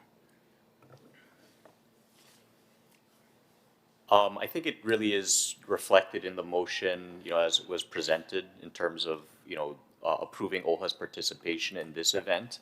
The approval of the board is what, will make clear that it is something that OHA is backing, through a decision of our board, if that were to come to pass.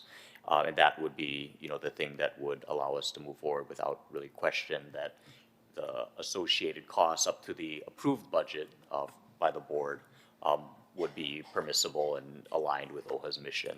So you recommend no change to the action item as it stands? No. Mahalo, Everett. Thank you, Mr. Chair. Okay. Sorry, Mr. Chair, I just want to add a little note to the budget question as well. So that is a budgetary item that is coming from an anticipated surplus of 2027 travel funding, as we did centralize that here at OHA. Mahalo.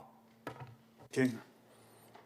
Well, if there's no further, did you want Trustee Akaka? Yes, I have various questions here. Thank you, Jamie, for joining us and for your work in this. In page 5 of 6, when it says BOT office travel budget, is that coming from the board suite travel for trustees or trustee staff? Mahalo, Trustee Akaka, for the question. I'm going to have Grace come up just to be explicit about where those line items are coming from. Aloha, my kako. This is just for table to show the figures of what is budgeted for the BOT travel. Should for example, a trustee be a part of the traveling party, then the budget from the BOT office will be used. Otherwise, for the non-OHA, we'll be looking at the administration. I want to make sure I'm hearing this correct. So are you saying that this would only be taken from if there were a trustee or more or all trustees going? One more time, please. Because it says BOT office travel budget, this is specifically for a trustee or a trustee staff member to attend, otherwise it would not be touched. Correct. So if I heard Kahele's comments earlier that he is inviting all trustees to attend, is that what I'm hearing? He did mention that, but the action item mentions for. Yeah, no, that's not correct. I'm not saying all trustees should attend. I'm saying I think we should have trustee attendance at this event like Lāma recommended. Because you said trustees, should they be available, but not all trustees, just some trustees? That's correct.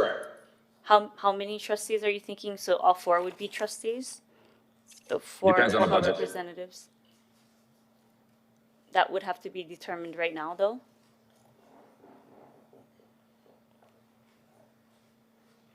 That's a question. Chair, my recommendation is that one trustee travels based on looking at the funds before I understood that we'd be showing both trustee travel. My recommendation is that the folks who go, because according to the AI, we're requiring who travels to actually participate in the presentation back to the BOT. So my recommendation is the ones, all who go, my recommendation is that they have a purpose to go. And that's always tough for administrator to recommend to the trustees because you make those decisions, but it is my recommendation that one trustee travels. I'm guessing it's not me. I don't, for some reason, I don't, anyway. So what happens if there's more than one trustee showing interest in attending to represent OHA? From what I think I heard Chair just say and what I hear from Grace is that as long as it's within the assignable budget for the BOT travel. So if it's within the parameters of, let's say, 2 or more want to go and there's budget for that, then I think the fiscal budget allows for it, and it would be up for the approval as how it's delegated. Right. Yeah. Let me just add in. All out-of-state travel is approved by the Board of Trustee Chair.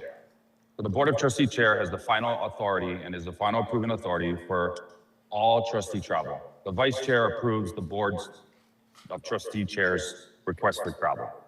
So any of these requests to go on this trip would be approved by myself. I'm going to take the input from administration, and Lāma has recommended at least one trustee should travel. I agree with that. We also need to check with the budget chief and determine the amount of funding that is available to fund this. So there's several variables that go into this, but that is, I think, where we should start. I do agree with Lāma that we should have at least 8 trustees attend, and then we can make some adjustments as necessary. When would that be done?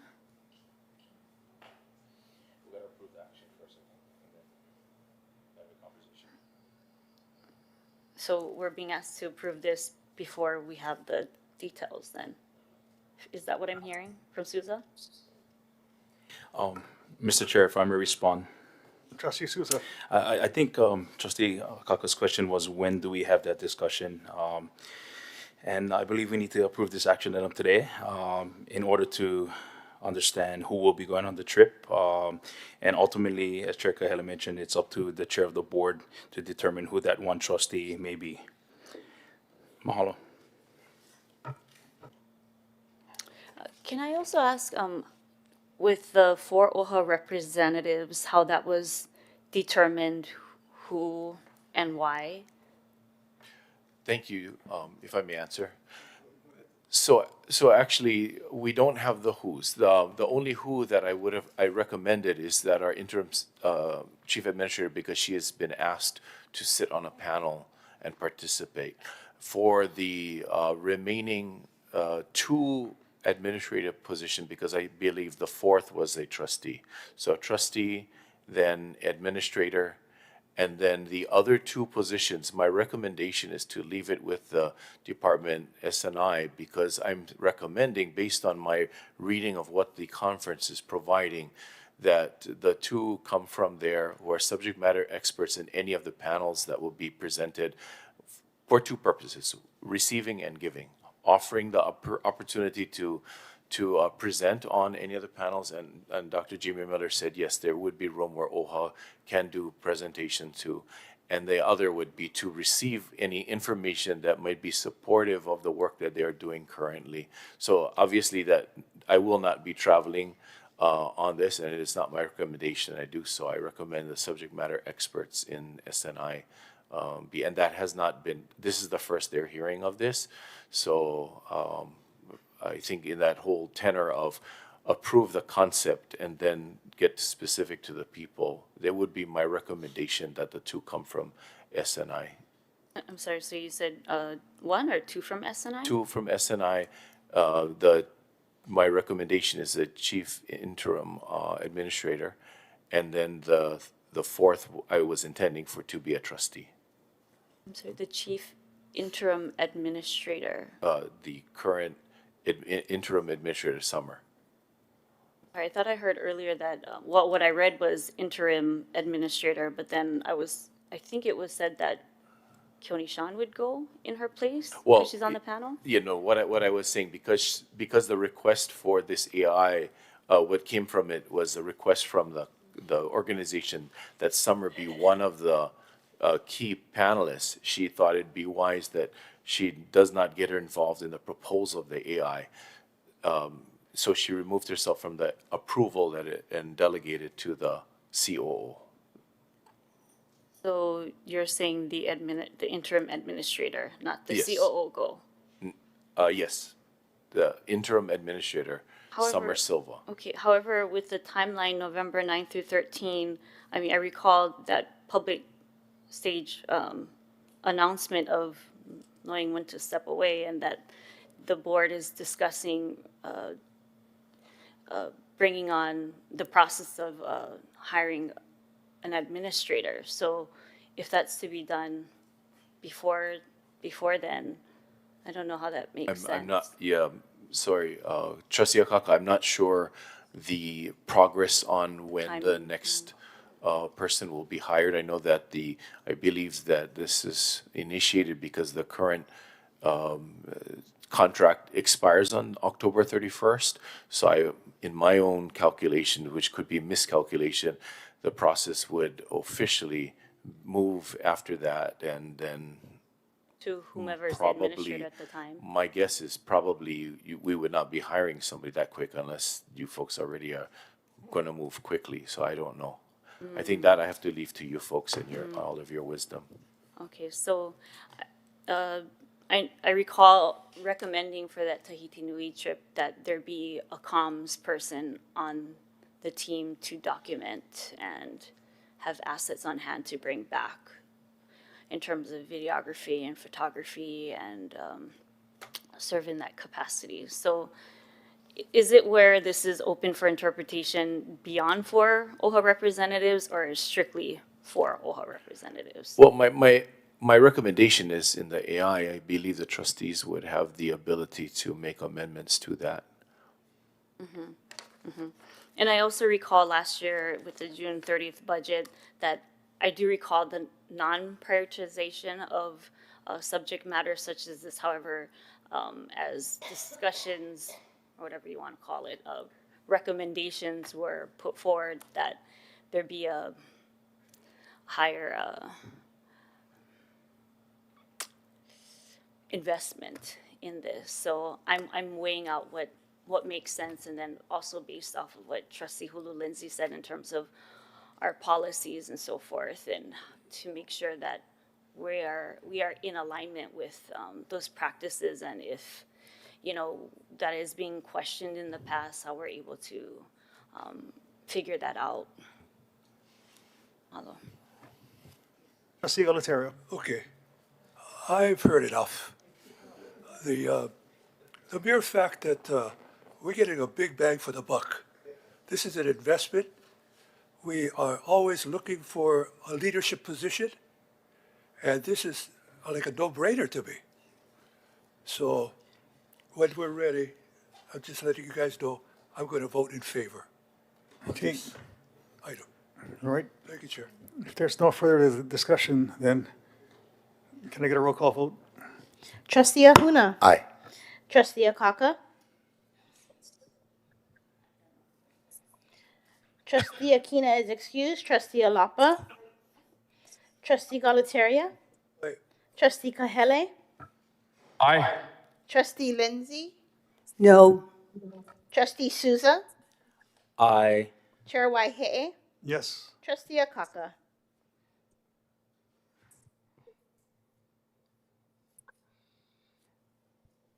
This would have to go to ratification for the board. Between now and then, can we have it where it's cleared through Corp Council that this is allowed in terms of non-OHA travel?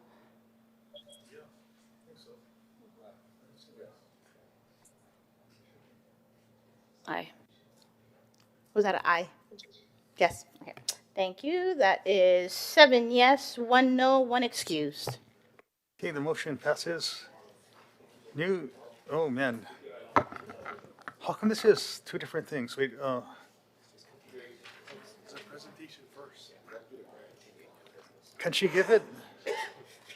Of last year going into this year. Okay.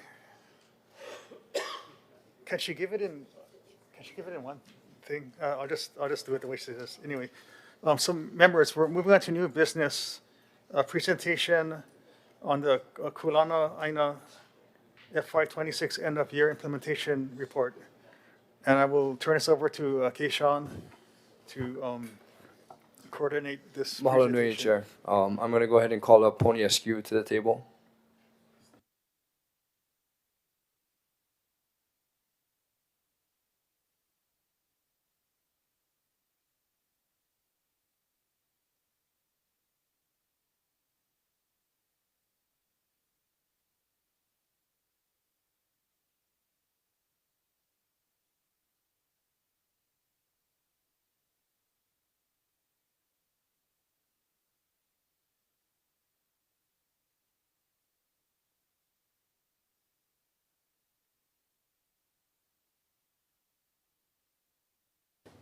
Sorry, can someone speak on this first or no?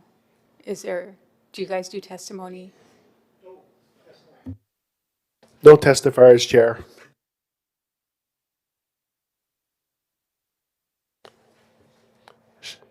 Oh, Shayla's a testifier. Okay. Sheila. Aloha, everybody. Oh. Hey, Sheila. Hi, guys. Aloha. You seem. Hi, my name is Shayla Ka'ai. Aloha Board of Trustees. OHA. I run Shea Smash Burgers and Waimomi Grinds in ʻAʻa.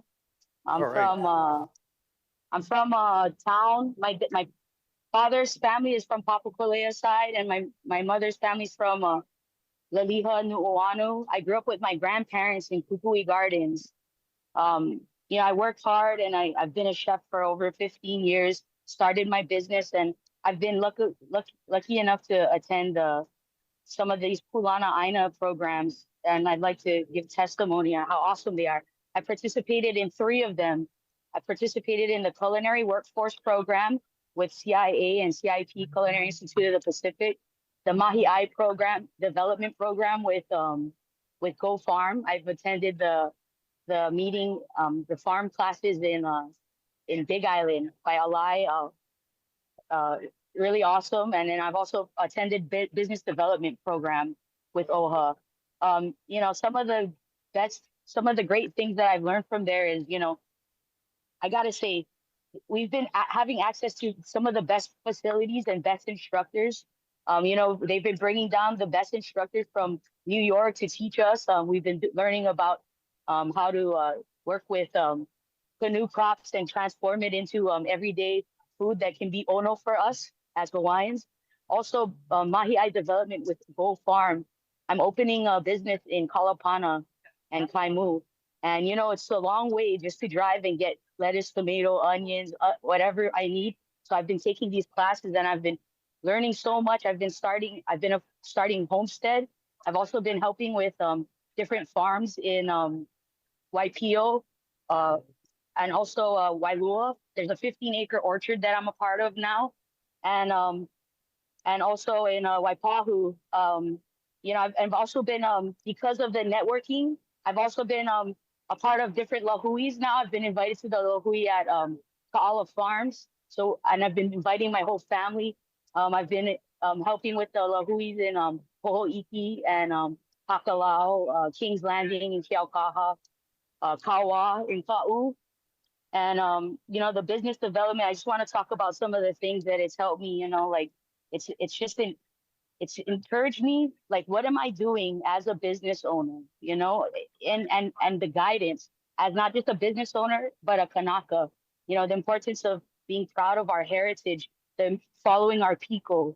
And, you know, I just want to say to finish, as a kid raised by their grandparents in Kukui Gardens, I've had to work hard on my own to build myself and my Ohana out of poverty.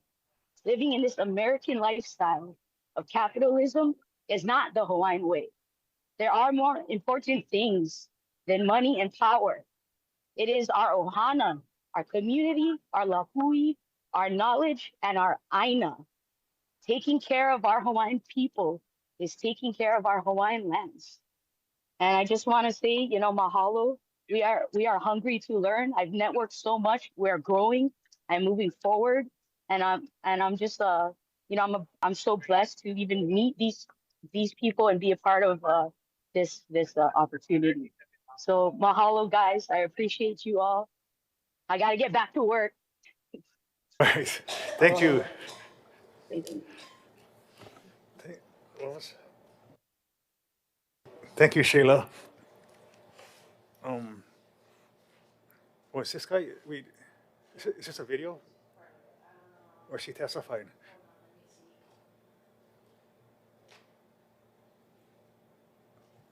Is that like a light meter? It's a video. So it's the opening of the presentation. I think you're putting by his ear. Melissa. Oh. Is it like a light meter? You know, when they film people.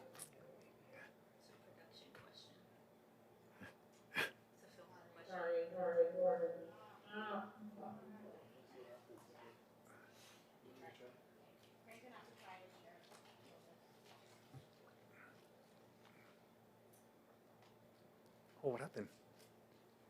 He was on a roll, you guys. We just cut him off.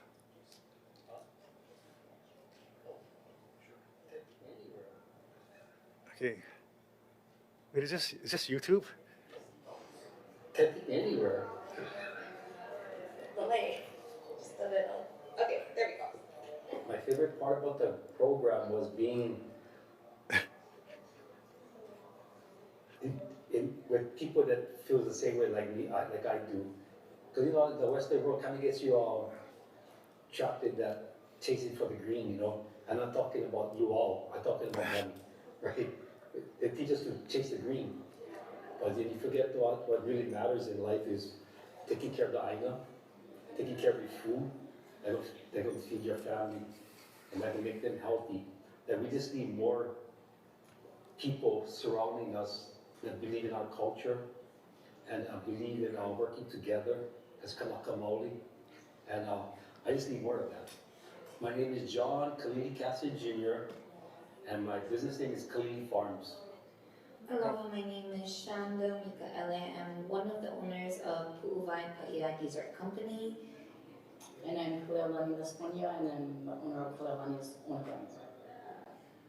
Meeting other entrepreneurs or Kanaka entrepreneurs, getting to hear their stories, their troubles, their opportunities, their growth, just getting to learn from them and see and being inspired to want to do more for my people in the community.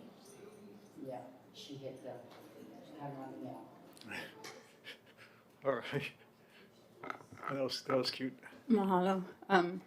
So what you just heard directly from our beneficiaries is really the story behind Kulana Aina. Not only what they learned, but how they are applying it to their businesses, how culture and community are showing up in that work, and where they see opportunity to continue growing. So aloha mai, chair, vice chair, amena trustees, pau. I'd like to spend the next 8 minutes or so. I had to pare this down a lot because I have so much to say about just this program in the last year and the participants we've had. So I did my best to get this down to 8 minutes. This morning it was still at 15. So hopefully this gets through the details that we need to talk about. So last year the board invested $470,000 to pilot Kulana Aina. And as reflected here, we are now coming back to the board as planned with a year of implementation behind us. Early results from our beneficiaries and a much clearer understanding of what worked, where we encountered challenges and what we need to strengthen moving forward. I'll walk you through what we set out to do, what actually happened, what our beneficiaries taught us, and how those lessons shaped the FY27 recommendations before you. Yep, that's the slide. So starting with what we set out to do, oh, you can go back one. Maybe slide 2. Is that me?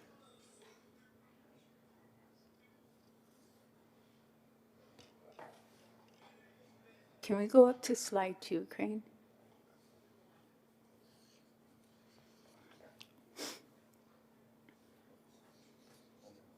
One more.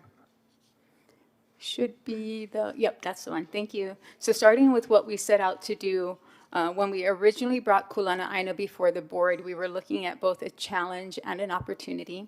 Native Hawaiian families continue to face economic pressures, while at the same time, the Hawaii State Legislature has been investing in its food economy.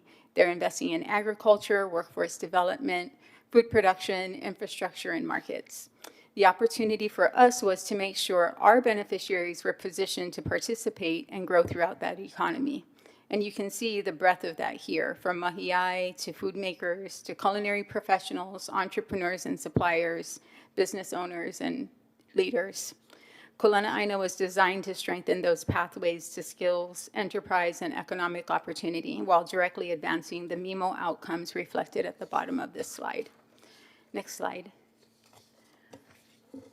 So how we did that, how we did what we translate that opportunity into a program.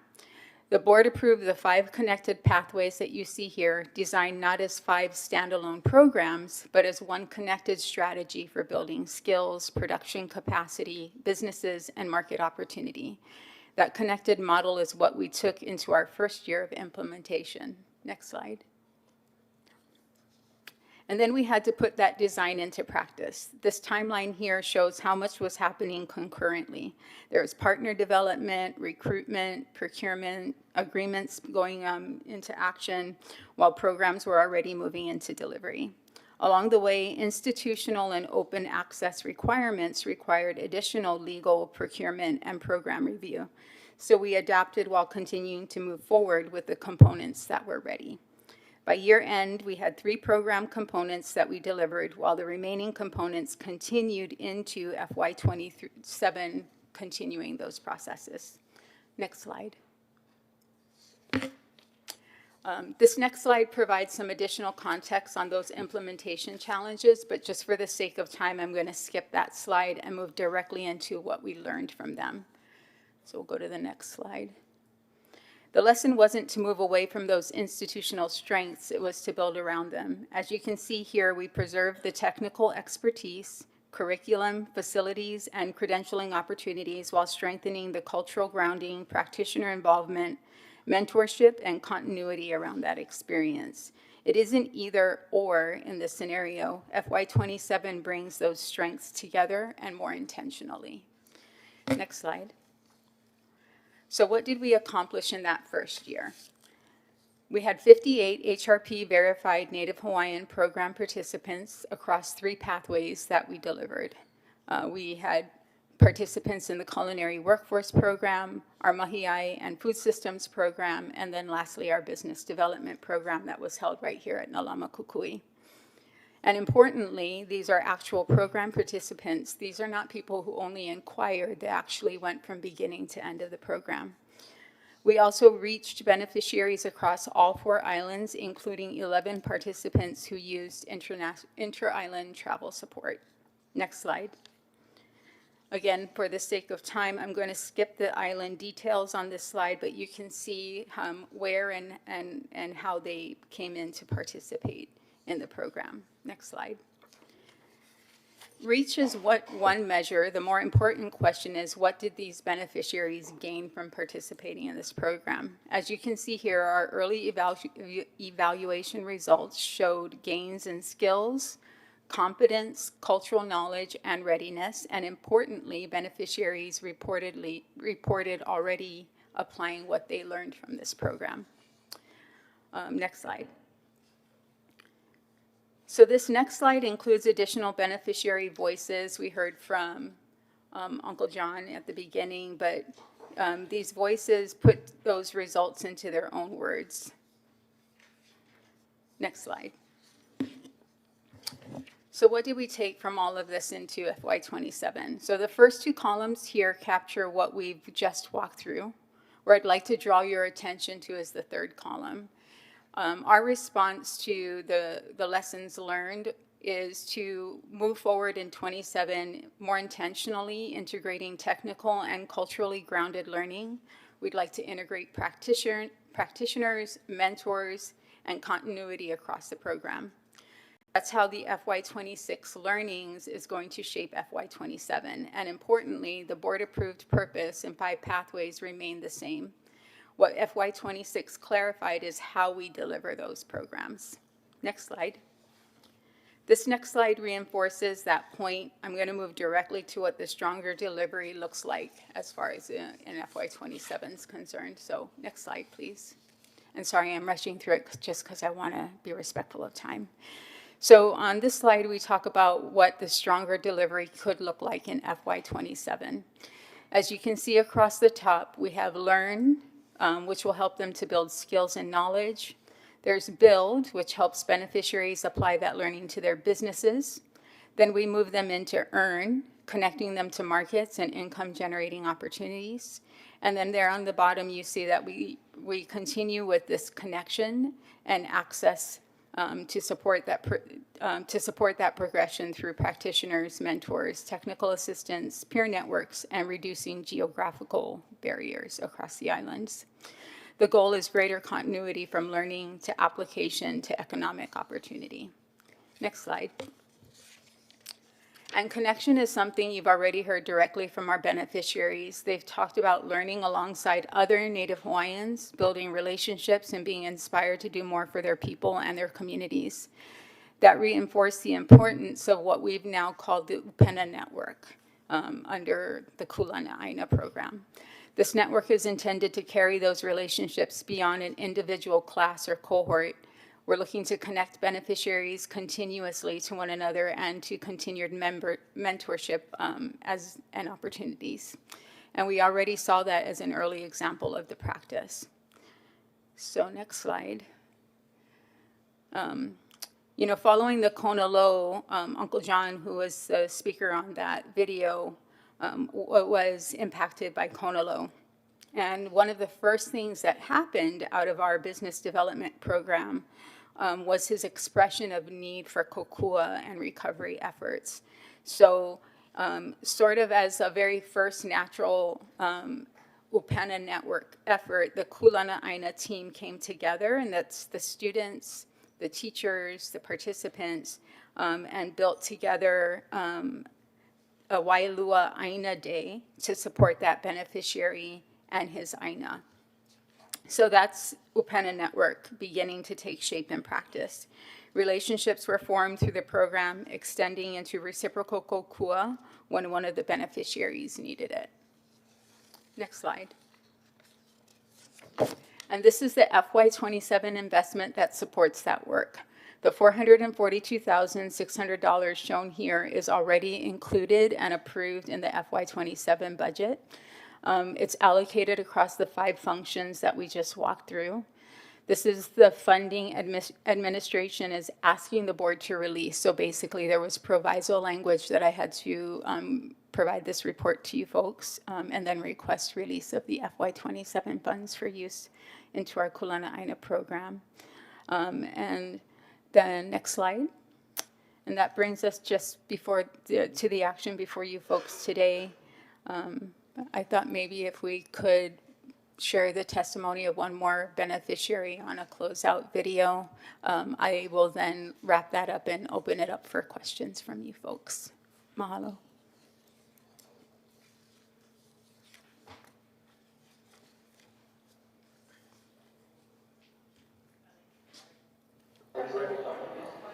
So do I just look at that or do I look at you?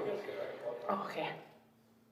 Agnew. I am the owner, sole operator of Sugarless Bites LLC. I think the Kulana-Aina program really helped me ground myself in more Native Hawaiian values and really use the Mauli mindset to help me get my intentions set for my business, and it made me realize that I really do want to be here to help.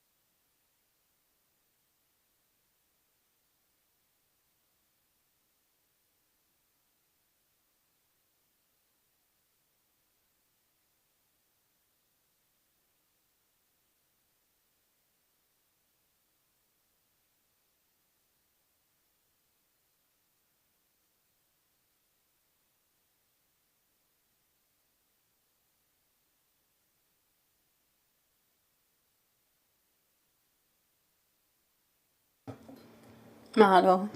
And I'll open it to questions. So let me put the motion on first, but before I do that, I have to announce that the ILM committee is still on. It's been postponed, not indefinitely, but it's been postponed till after this meeting, right?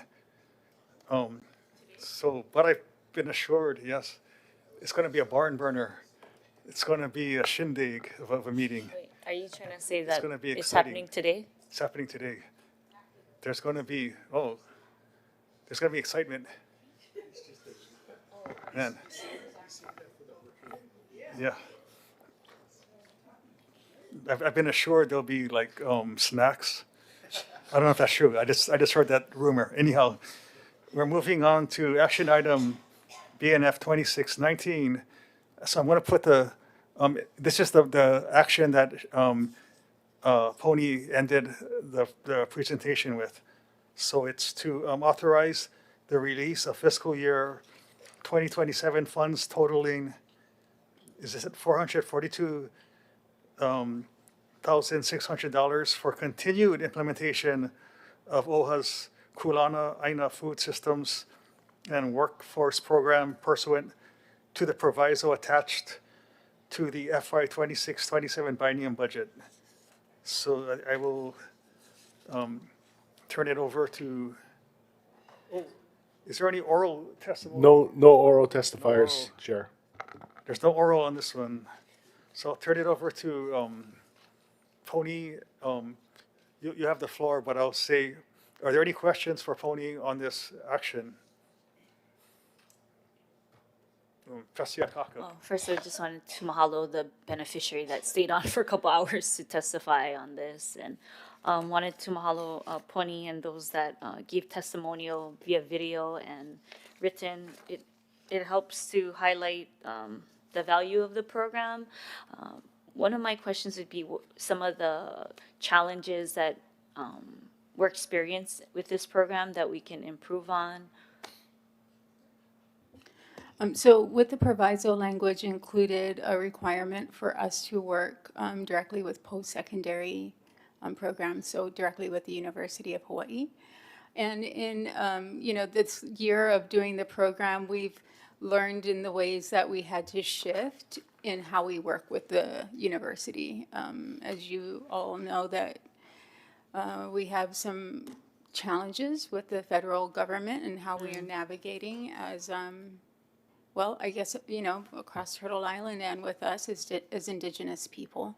And so we just had to figure out how to work through that with the university, which is this open access concept. And so we were able to do so while still maintaining alignment with the action item that was approved in November by you folks, and ensuring that we served our beneficiaries that were approved to be served by our funds. And it was just a matter of changing some language to ensure that the university understands that they are working with us, but we are not telling them that they can only work with Hawaiians. And so without getting into the details, we were able to, into the nitty-gritty, I should say, we were able to get through that and work on that alongside their corp counsel. So that's a requirement for all participants to be a part of that, or it's an option? It was a part of FY26 on our proviso language for me to work with the university strictly on Kulana. So what I'm proposing in that FY27 column, because of the reasons why it's a great reason to work with the university, right? Their instructors, curriculum, facilities. I think there's two really good reasons why we should expand that proviso language to include micro-credentialing, practitioner kokua. Let's just say we work with Uncle Bobby on Maui and his kalo efforts. Why wouldn't we want our beneficiaries to also participate with someone with his mana'o and understanding? And so what I'm proposing is not only to, as a way to navigate some of the challenges that we're experiencing with the federal government, but our beneficiaries asked us for culturally grounded practitioners as well to be part of this Kulana learning system. And so what I'm asking for is, yes, that we continue to work with the university, but we also expand out to working with folks like Uncle Bobby, or Auntie Kukahau has a great culinary program. Why do we not consider that as well? And so I'm asking for a merger of the both to be able to expand and meet our beneficiaries' needs while taking advantage of the things that the university offers us. Thank you for mentioning that. In looking at this presentation and what's being offered and seeing the testimonial by those participating in this, and what's resonating with me when I'm hearing you say that right now is the culturally grounded practitioners. Correct. And merging that with beneficiary needs. Exactly. To me, it makes sense in which we're able to truly make use of the expertise that is out there with I'm guessing it's various ages from middle age to kupuna practitioners and so forth, and being able to interact with, I don't know if it's limited to those that they're in the community they're from, or beyond that with travel or what have you, to get from point A to point B. Yes, so you guys approved in FY 26 funds that we would offer to create island parity, the opportunity for beneficiaries to travel. So for example, the culinary program was with the KCC. So those that were on other islands, we brought over to participate in that 5-day program. And then vice versa, when we had the program on Hawaii Island, we flew over our beneficiaries from multiple islands. And so that's how we were able to achieve island parity, was from this board's foresight in understanding that we wanted to make that opportunity available to all of our beneficiaries across the state. So they were flown from various neighbor islands to Oahu to go to KCC. Or vice versa to Hawaii Island is where we did our Mahiai program. And then again, progressively, and I say this with a caveat that if we did select other practitioners or micro-credentials, I would do so with the procurement processes that we're required to follow. So as an example, if we were to work with Uncle Bobby, we would also consider flying our beneficiaries over from Oʻahu or Kauai into Maui Island. Well, I want to note that I really appreciate the video and written testimonies, and I would like that to be a standard when it comes to sponsorships or various initiatives that we're part of, so that we're able to see what has come from it and the benefit. And so we have that visual and audio opportunity to learn more about what we're investing in. Yeah, mahalo. Thank you. Yep, that was very good. Okay, members, if there's no further discussion, can I get a roll call vote? Trustee Ahuna.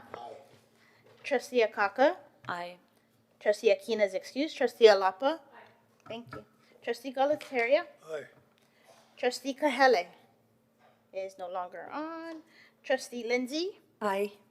Trustee Souza. Aye. Chair Waihe. Yes. 7 yes votes. Okay, the motion passes. And another reminder, that the OHA meeting is going to start shortly. It's going to be exciting. Members, if we can prepare to start around 1:15. It'll be unpredictable. Thank you. You know, Keone may sing, he may sing a tune. We don't know. Like, that's all unpredictable. It's going to be, what, anyhow, if there's no further discussion, can I get a motion to adjourn? All right. Can I get a roll call vote? Trustee Ahuna. Aye. Trustee Akaka. Aye. Trustee Alapa. Aye. Trustee Galataria. Aye. Trustee Lindsay. Aye. Trustee Souza. Aye. Chair Waihe. Yes. 7 yes votes.